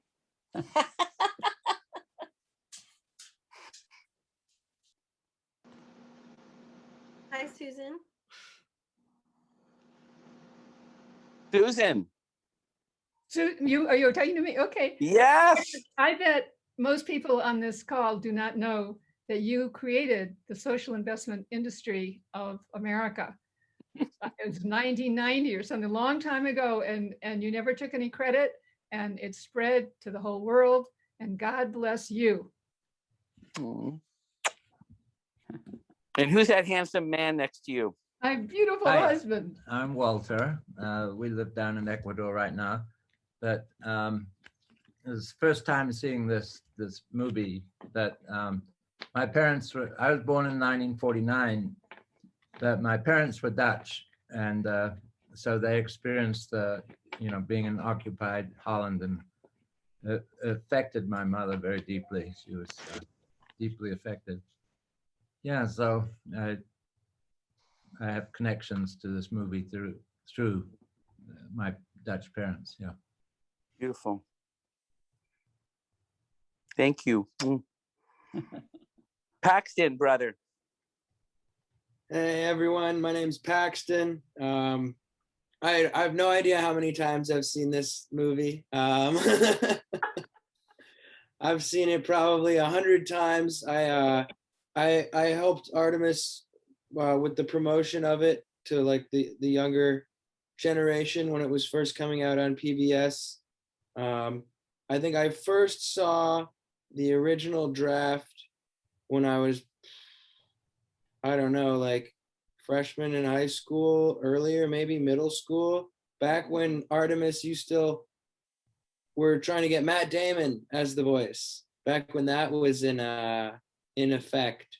So I only caught the tail end of it tonight, but Amelie, it is an honor to meet you on the Zoom. I've seen you and your sisters give your speech on the boat right outside Ellis Island so many times, and I think that was always one of the most one of the parts of the film that really stuck with me, like the actual footage. That was some of the only like real raw footage that we got of that time period and those events in the whole documentary. So I always remembered that, and I always remember them cutting from the picture of you guys as children on the boat to you guys like all grown up at the end of the documentary. So it's really cool to meet you and to get to hear you speak on the subject. So thank you for being a part of the whole project, because it was a really amazing project. Thank you.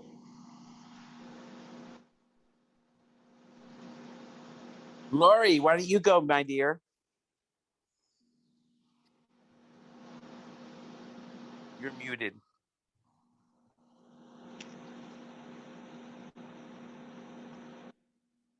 Okay, first I would like to pay tribute to Waitstill on his birthday, and also to your father. And I've seen the original version, the one with Ken Burns, but this one seemed a little bit more personal to me.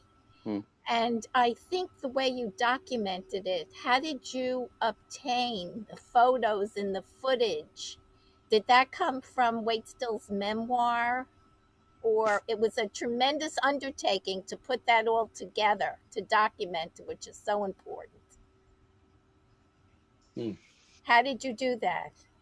I will answer all the questions later. But let Luba introduce herself. Luba knew my grandmother as a young woman and is my auntie, my only real auntie, Luba. So Luba, introduce yourself and right. what it was like for you to know this story. I've known Martha for years and years and years. This is a family thing. Artemis is, he's my cousin, except I'm his great, what do you call me? I don't know. His father was my first cousin. And Martha, I've known them for years and years and years, generations. And I sort of feel that I've grown up with this project, not really, but seeing different versions, firsthand opinions, and this is a thrill to think that this project is growing and growing and affecting so many people. I think it's wonderful. And Martha was exceptional. She was just exceptional. That's it.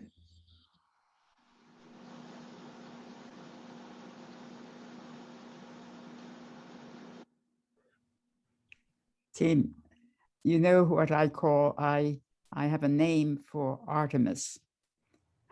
I call him Timmy. Do you answer to that now? I've known Timmy since he was 7 years old or 6 years old, a little boy. Anyway, that's all I got to say.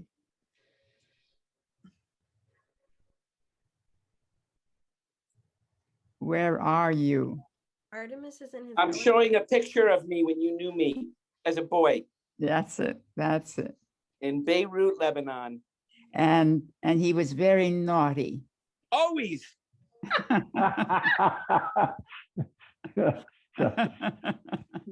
Some things don't change.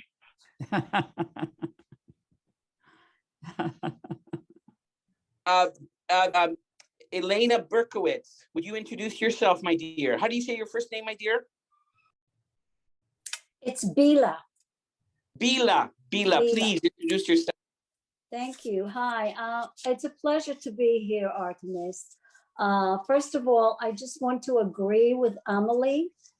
I moved here with my family as a teenager, an older teenager from Israel, and it is the best country in the world. I absolutely agree with you. Also, this is my second time watching this. I first saw this absolutely incredible film with the Sousa Mendes Foundation. I don't know how many of you are aware of that foundation, but every Sunday afternoon, they have programs that shine a light on the righteous among the nations. Sousa Mendes was a Portuguese consul in, I want to say France, I'm not exactly sure, but he helped several thousand Jews get out of Europe during the war. Artemis, I want to thank you for an amazing, amazing film. The Sharps were absolutely amazing people, and you did such an incredible job highlighting their wonderful work. So thank you.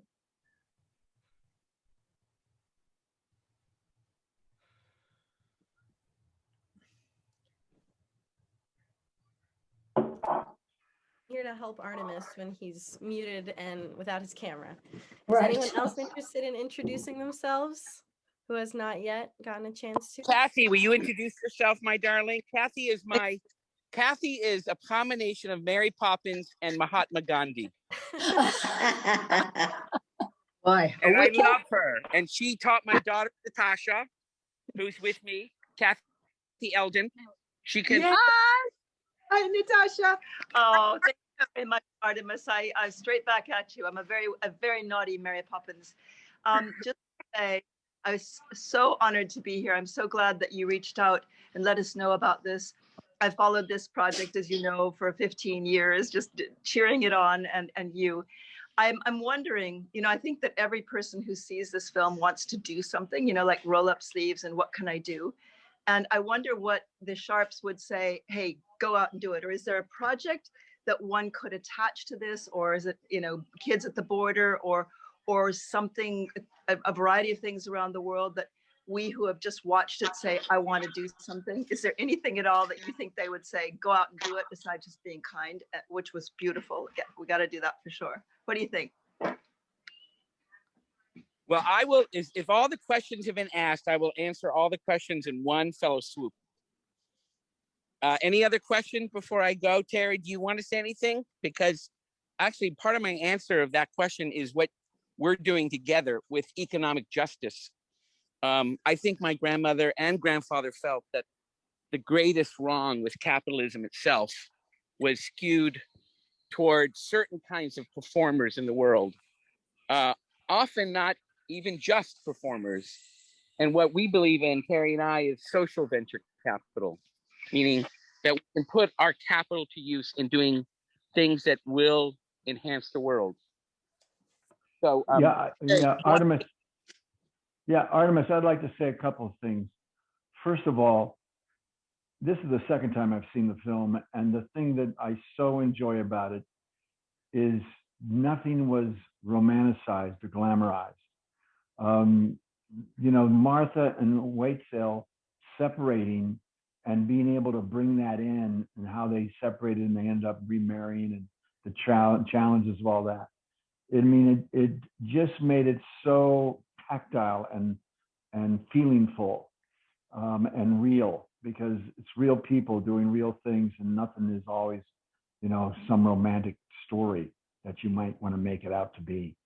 So that's what I like the most about it, is it left me with myself, like that last person who spoke, who said, I think she was I forget where she was Mary Poppins and Mahatma Gandhi, but I forgot what her name was. But there's, the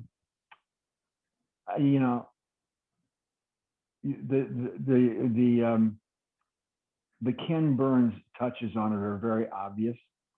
And he's got such a style and skill. And so Artemis, you and him teaming up was just such a beautiful thing. And then the second thing that I want to say is what's going on in the world right now.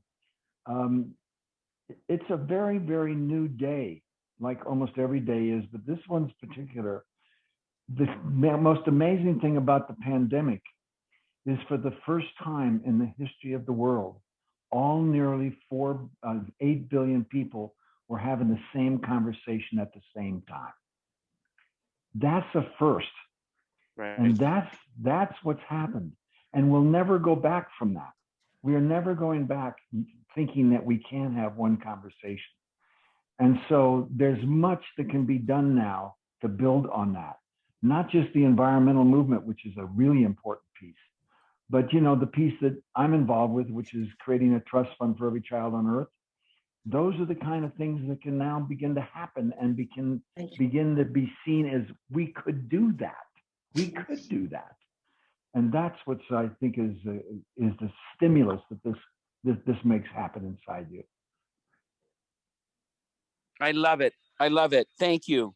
Thank you so much, Terry.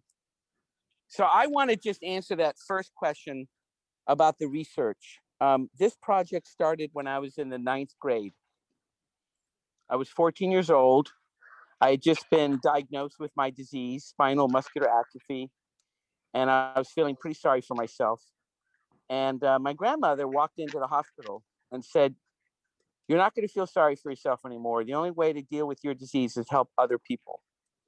Right. And so I started volunteering for Hadassah, for Youth Aliyah, for all her organizations.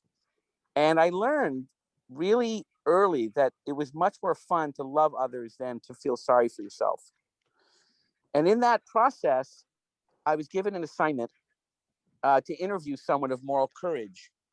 So I went and interviewed my grandmother at my mother's suggestion, and she told me the story that I'd never heard of. She never told this story. And part of the reason is that she had divorced her husband that had done this work and remarried another man.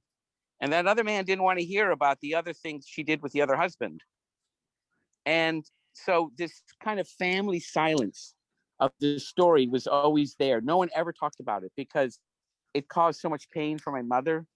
She was still very angry with her parents. So we never talked about it until this 9th grade assignment. And it's the only A I ever got at Allen Stevenson School. And the net result was to invite my grandmother to speak at the school. And many of my friends were Jewish, and I had not even known that before. But all these families came up and thanked me as if I had saved their families. And I realized this was not just a casual story. This was about world history. This was about a moment in time. So over the next 25 years, I documented the story.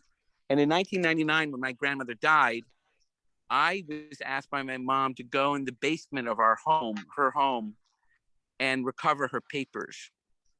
And what I found there was extraordinary. They were over 250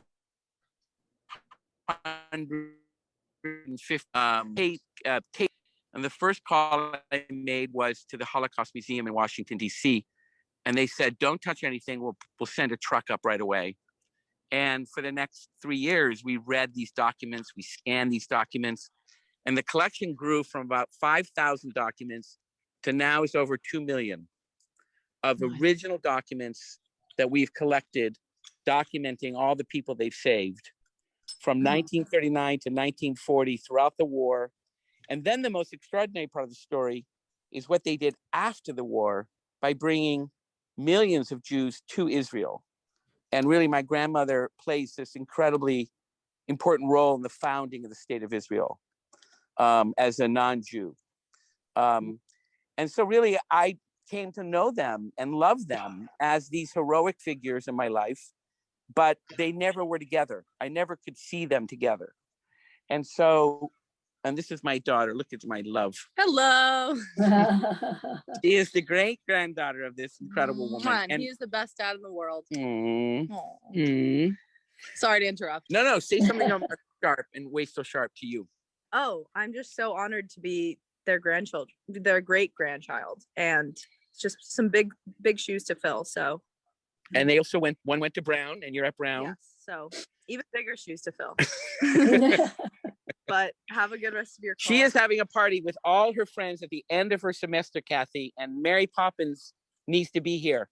Yes. I'm on the plane. Fly out. No, just bring your umbrella. We need you right now. Done. I love it. Love you. Yes. Will you be done soon? Very soon. We'll be done. Yeah, this whole group of people, all these girls want to play me in ping pong because, as you might know, I'm a champion of disabled ping pong. And Susan, I'll be coming to Costa Rica to qualify for the Paralympics in December. So I hope to see you in Ecuador. Oh, fantastic. Wonderful. Thank you. Yeah. So Any other, well, now I want to introduce Lev. And if everyone has asked a question or Lev, now well, yes. I just want to sneak in. I Kathy. want to just sneak in for Susan Davis. I don't have your right email address, so find a way to get it to me. Okay, Terry. Wonderful to hear from you. Wonderful. Okay. Yeah. Yeah, everyone feel free to use the chat as well to share any contact information. But Artemis, I wanted to highlight what Kathy brought up, which is a call to action that we might be able to discuss before we depart. And I definitely want to hear from Lev as well. So I just wanted to remind you of that question that Kathy asked. All right, well, we'll come back to that. Lev, it's your turn to share your story and tell your extraordinary project. And we'll hear a little bit of the music, the trailer he's put together as a first-time filmmaker. Lev, please introduce yourself. Sydney, could you please give me permission to share my screen? Absolutely. But before I will start talking about my project, I just want to say about what I just saw about the film. I saw both versions of the film, the one which was done with Burns, and that's the original version which I saw for the first time. And honestly, I'm not sure which one I like better. And as a filmmaker, even the first time filmmaker, I still spent on my project long enough time to appreciate how difficult it is to put together a story and how much ingenuity and creativity went into the editing, into finding all this archival footage and putting it all together. I just want to praise everybody who was involved in this remarkable work. And another thing which came to my mind, which when I was watching this film, I was thinking about what is going on in our southern border at the time. And I was thinking that how come that we rely on government mostly to take care of those poor children who come there. And I was very happy to find out just a couple of days ago that actually it's not the case, that there are groups, the Lutherans and other church groups who actually take those children in and settle them and help them. And I'm very happy to recognize that the work which Sharp started, that it's still continuing here, that we still have people who are willing to sacrifice their own, maybe not sacrifice is not the right word, but sacrifice the time, put down the efforts to help other people, to help refugees who come to this country. I'm myself an immigrant, so I can appreciate it and I can relate to that very much. Okay, now, now before I start my presentation, I'm prepared a very short presentation. Don't be scared, just 5 slides and a short film. I just want to say a few words. It might happen that some people will find our approach to the story which we are going to tell controversial. A typical view of the refugees, and not just Jewish refugees during Holocaust, but more generally, is that they are lucky few who escaped, were given a chance to live, and they just shall be happy about it. Do not complain and just take whatever comes. The point we are trying to make in our project is that a refugee whose life was saved still experiences enormous loss, which must be recognized and acknowledged. And in the case of people with great creative impetus, talent, and promise, such as the subject of our film, Karol Rathaus, and others of his generation, the loss is not just their loss. There is also a big loss for the world, for the civilization. And some of the statements made in the trailer might appear outrageous, but we do insist that we shall not forget the suffering of those who managed to escape the camps and the ovens when we think about Holocaust and its victims. Okay, now let me share my screen with you.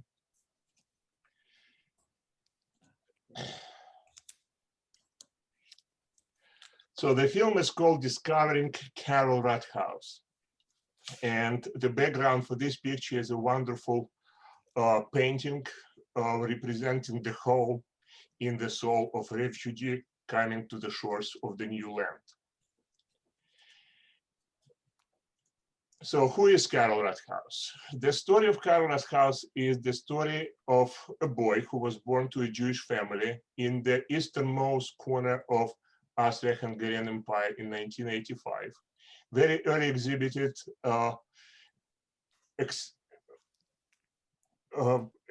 musical talent, and with big reluctance on the part of his father, who did not like the idea of his son becoming a musician, he was still sent to Vienna to study composition with one of the most venerable Austrian composers of the time, Franz Schroeter. What we hear here, the Ternopil, is the place where Rathaus was born. Now it's part of the Western Ukraine. It used to be the part of the Austro-Hungarian Empire. This is the picture of Rathaus on his student papers. He was right after the Austrian army. He volunteered for Austrian army when the World War I started. And this is Rathaus back in Ternopil, a little bit older and quite happy. He achieved significant success very early in his career. He composed a number of chamber musical pieces that were picked up by the best performers of the time. Here, as you can see, a poster from announcement of the performance of his music by another great, his friend, his actually friend, one of the greatest composers, conductors, Yasha Harinstein. And this is 1928.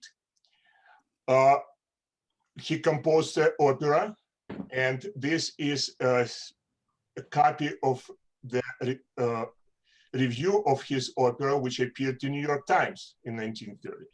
That's how famous he was at the time, that even New York Times decided, well, it was a very negative review, but nevertheless, they decided to write about it. As Rathaus said at some point, it doesn't matter what they write, as long as they write. He composed a ballet which had huge success, and he collaborated with Alfred Doblin, shown here in this picture, a famous German writer, considered one of the best German language writer of that era, and their collaboration was compared to the collaboration of the famous duo of Brecht and Kurt Weill. Unfortunately, Rathaus and Dublin did not get along personally, so they made one play together. And then he contributed. He basically was one of the pioneers of writing serious music for the film, long before Korngold started doing that. But in and an important part, he was very early involved with Jewish causes, and he collaborated with the first Hebrew language theater Habima, which became a national theater of Israel over the time. He wrote music for two of their plays. One is Uriel da Costa, and the other one is Merchant of Venice. These are the pictures of the actors from both plays, and again a poster of Uriel Acosta in English. The play was, Uriel Acosta was one of the most successful plays by Habima, and I just wanted to hear a little bit of the, hold on.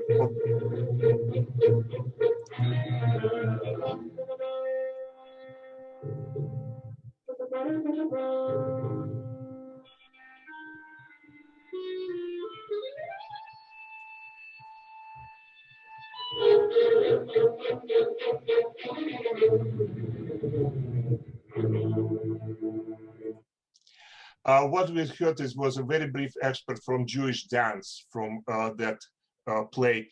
And the music was so successful that Rathaus wrote that for first 2 or 3 performances, the public was so excited about the music. That was the dance of Acosta before he killed himself, the final dance of the play.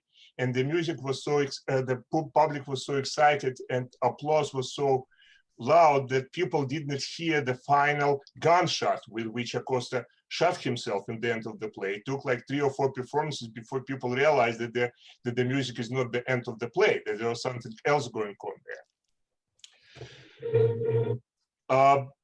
But 1932 came, the famous speech by Goebbels, and Rathaus pretty early realized what is going on, so he decided to move to France. And that was a very, very depressing time for him. He couldn't compose serious music. He had to make money to support his family. He was married by the time, had a child. So he composed a lot of film music. Here's the poster for screening of his film, Les Dames de Pique, after Pushkin's poem in America, in New York. I don't remember which year it was. Then this is a poster of another famous film he made, Broken Blossom, that was a remake of the famous Griffiths film.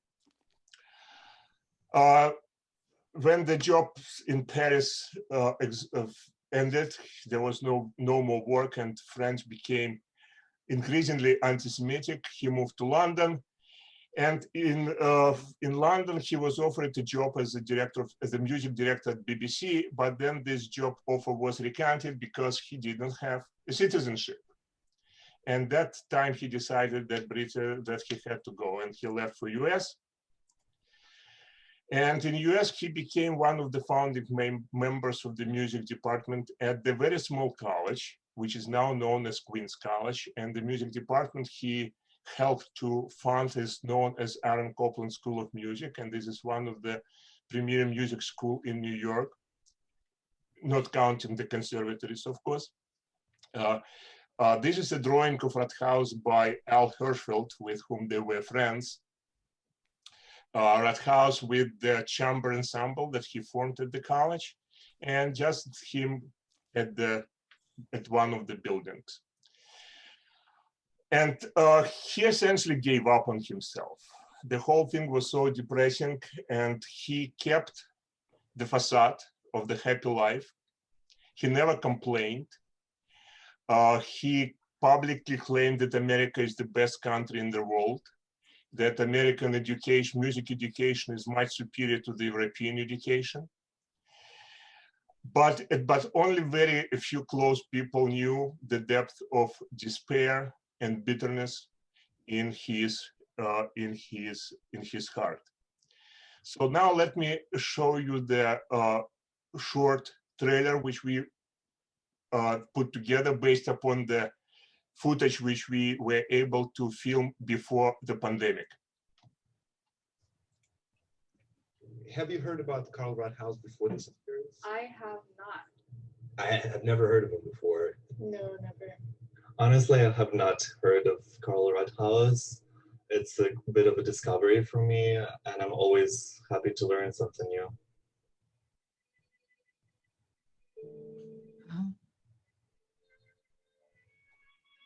The world I grew up in is being destroyed or is already destroyed. Everybody I know is dead. Every remotely connected member of my family is dead or dying. Everything I knew, everything I believed has turned to dust. Suffered the slings and arrows. A brilliant career was cut short. He was very depressed by the whole thing. He saw his future, which he somehow seemed to go in a certain direction before, that it was all exploding around him. I did go to talk about, I guess, how she felt about Karol's situation. She was totally in love with this man. I mean, all her life, you know, when they were together, she was totally in love with him. It was nothing but like sainthood. He is considered among the most gifted proteges of the most famous and powerful teacher. One of his students, Lawrence Eisman, said that he was a gentleman, but you still knew that you were in the presence of a great man. He was too what? During your studies with Karol, did he talk about his compositions in class or just to his students? And he never talked about his compositions before immigration? He never did. I understand the pain of Karol. It's terrible pain. They lost their lives. They lost their living. They lost their stream of life. They had to start all over again. And many of them could not. But they were alive. Alive to be anxious, to be full of stress. In a sense, one almost said that if this is an obscenity, and you'll forgive me for it, that those who lost their lives didn't suffer as much as those who were on it and felt broken, victims of the Holocaust. They never really could put life together again. That suffering is overshadowed by the 6 million, and maybe it should be. I'm not saying it should, but also remember, they gave up everything. We lost their careers, as Karol did. Thousands of them. Middle of life. Life as living worthwhileness is taken from them.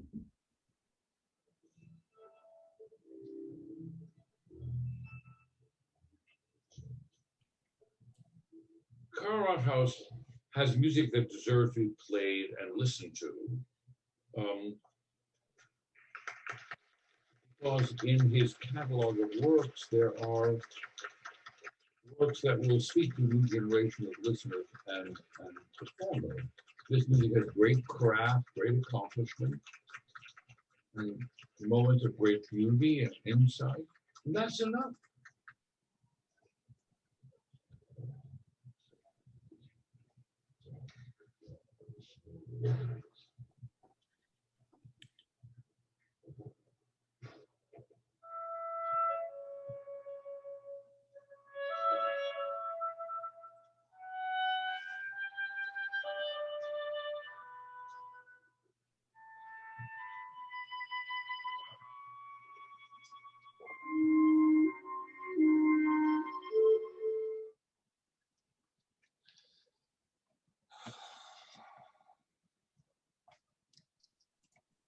Okay, how can I stop it?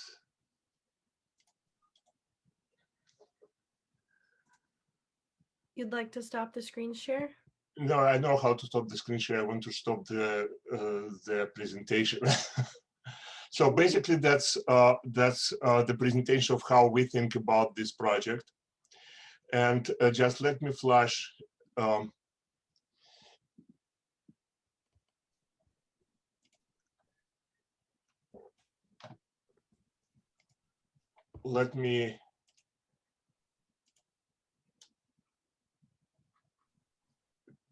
me flash our website, and if there are any questions about the project, here is the email which you can the address where you can send email to me. And thank you very much for staying and listening and watching. Lev, thank you. So I want to open it up to anyone who has a question for Lev, for each other. Sydney, you're in charge, my dear. Oh, wow, I'm in charge now. Okay. I'm super grateful to be here. And I just wanted to highlight Kathy's note of what can we do with this desire to make a change, to follow in these footsteps, to combine our energies, to do something about the state of the world. If anyone has any ideas, I think we could popcorn it. Oh, Amelie. I would like to suggest that if you have the time, I've written a series of books called The Courtship of Life, because I think we need to court each other, not to fight each other. If we do the right thing at the right time for the right reason, it's going to be a success. I love you all. Thank you so much.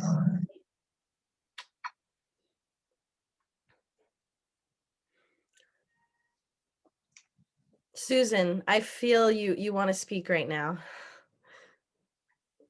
Oh, can I hear you? I'm not sure. There you go. You should be unmuted now. I was just speaking for her. Mensch forever. Mensch forever, definitely.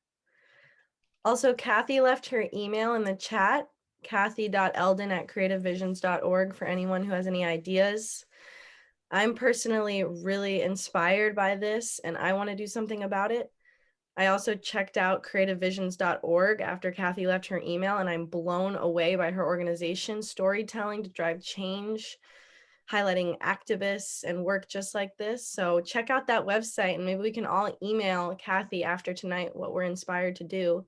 Also, hello, Noam. Welcome back. You're not in the forest anymore. It's good to see you. And I think you're muted.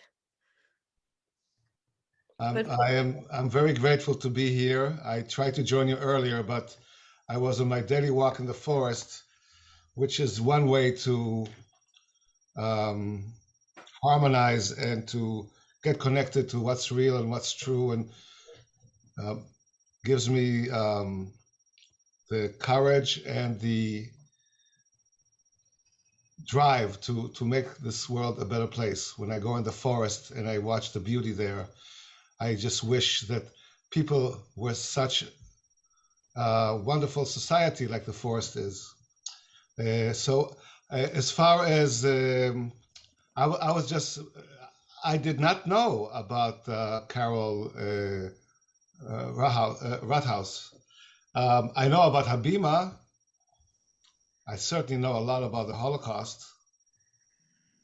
From being a young boy, I was exposed to the losses and the atrocities, and it marked my soul for life in terms of the cruelty of humanity. On the other hand, rather than connecting to cruelty, I found a way to love. And love is what it's all about. Right. Big heart. And I'm here because of Artemis's huge heart. And he always surrounds himself with other people who do wonderful things in the world and do it for the sake of making this a better world. So Artemis, thank you, and Lev, thank you, and Amelie, I remember you from last time when you sang "Be a Mensch, be a Mensch, be a Mensch." It was beautiful, and that's the most important thing to be. So I'm glad that this time my connection, not in my heart, but in my technology, is allowing me to be with all of you. Thank you. Good to have you, Noam. Thank you. Thank you. Sid, can I jump in about what I think we can do? Please. I think it starts with love, because I think what is literally missing where evil happens is where love is absent. And I think if we love everything, ourselves, the world, we can't allow, no one can love like that and allow a Hitler to come back or a Trump. So that's number one, love. Number two is to get very involved with democratic change, taking money out of politics, creating a constitutional amendment where no money can influence an election, where we go back to grassroots democracy, like the town meeting in Vermont, but make that everywhere in our world. I am planning to run for the US Senate in 6 years in Rhode Island. And what I'm going to do is actually turn the office of my office to the people. And I'm going to create voting machines in every household so we can vote on everything and everyone can participate on any decision. So that's number two, is get involved with grassroots democracy, reform democracy, because it's not working for us today.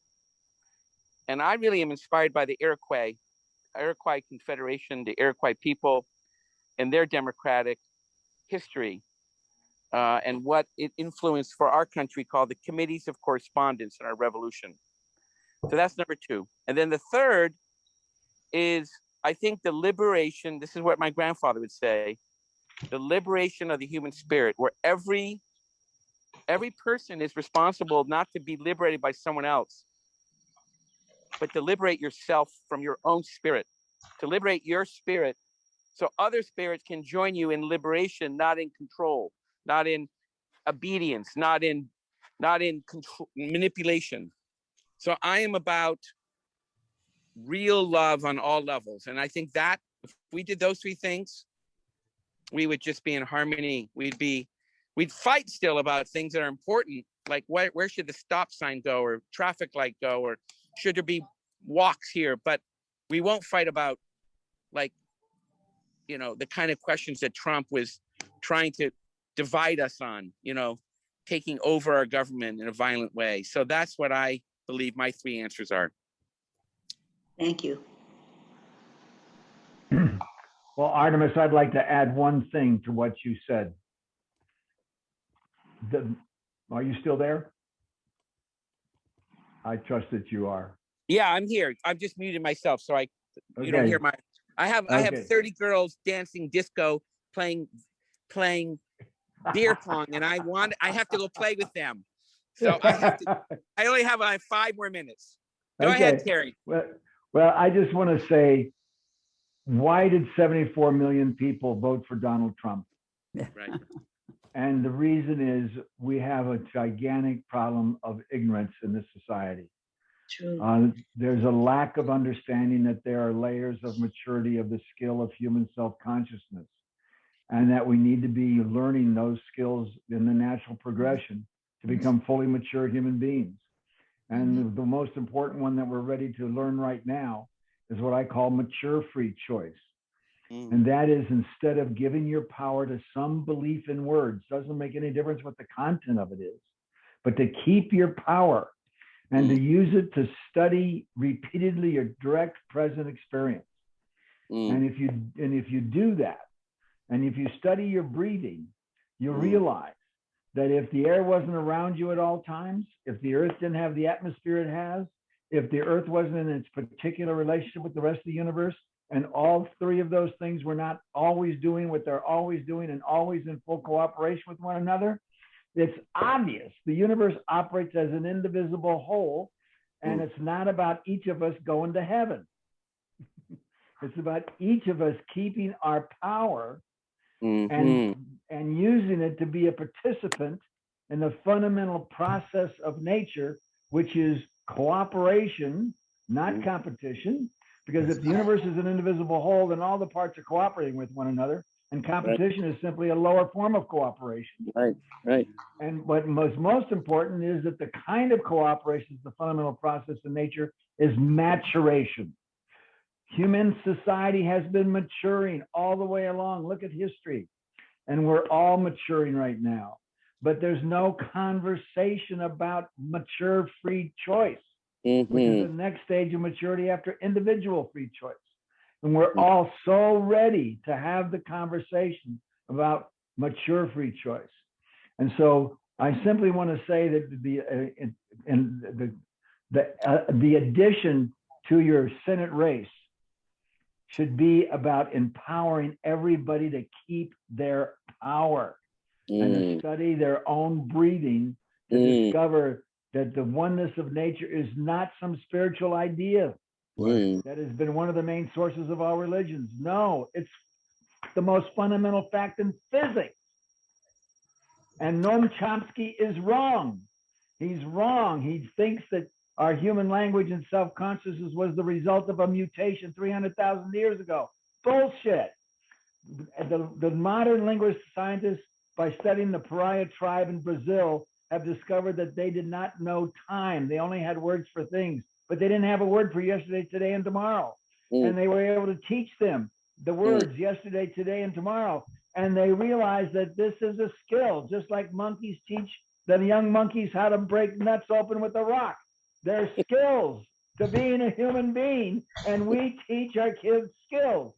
Right now, all of our kids know a human language. We didn't all used to know human languages.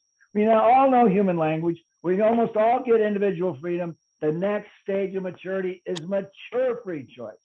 And we're ready, overly ready to learn that. And that's the next thing that we're going to be doing. Amazing. Right on. Yeah, all the way. Yes.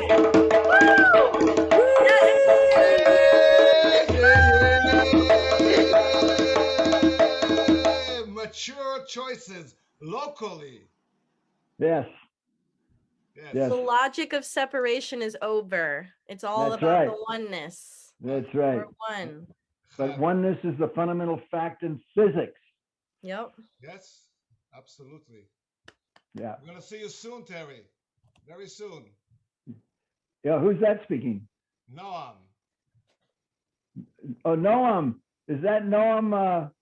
Noam Sender, not Chomsky. No, Noam. Yes. You know, I know your last name. I can't think of it right now. Sender. Noam Sender. Yes, Noam. I didn't recognize you. So nice to see you. I grew up. I matured. Yes, you did. And you lost some weight too, which I've lost 31 pounds during COVID. Yes, it's so wonderful to be together, all of us here. Yeah, it is. A community of like-minded people, and I know that Artemis has to go and play beer pong or. Well, you're all co-hosts. You're all co-hosts, so you can stay as long as you want. It's not dependent on me. Sydney's in charge. Don't stop talking. You know, when I did my funeral for my dad, I left at 9:30. People were still talking at 2 a.m. So don't stop because of me. I just have to dance. Yeah. Yes. Okay. Play ping pong while you dance. Okay. Love you all. Thank you for an amazing night. Love you. The first Monday of every month, we're gonna do this again, Amelie. And we're gonna invite other stories to come in. We want to tell your stories. I want to hear what it is like now that you've seen the film, to think about refugees. Just to clarify, the film you saw, Ken Burns only approved, and he improved on. And now we're gonna next month we'll show the Ken Burns version. But I want you to keep in mind that before Ken, there was 20 years of research, learning from them, reading their journals, and putting the story together so they were the storytellers. Ken has never done a film without a narrator. In this film, they were the narrators. That's right. Good. Good.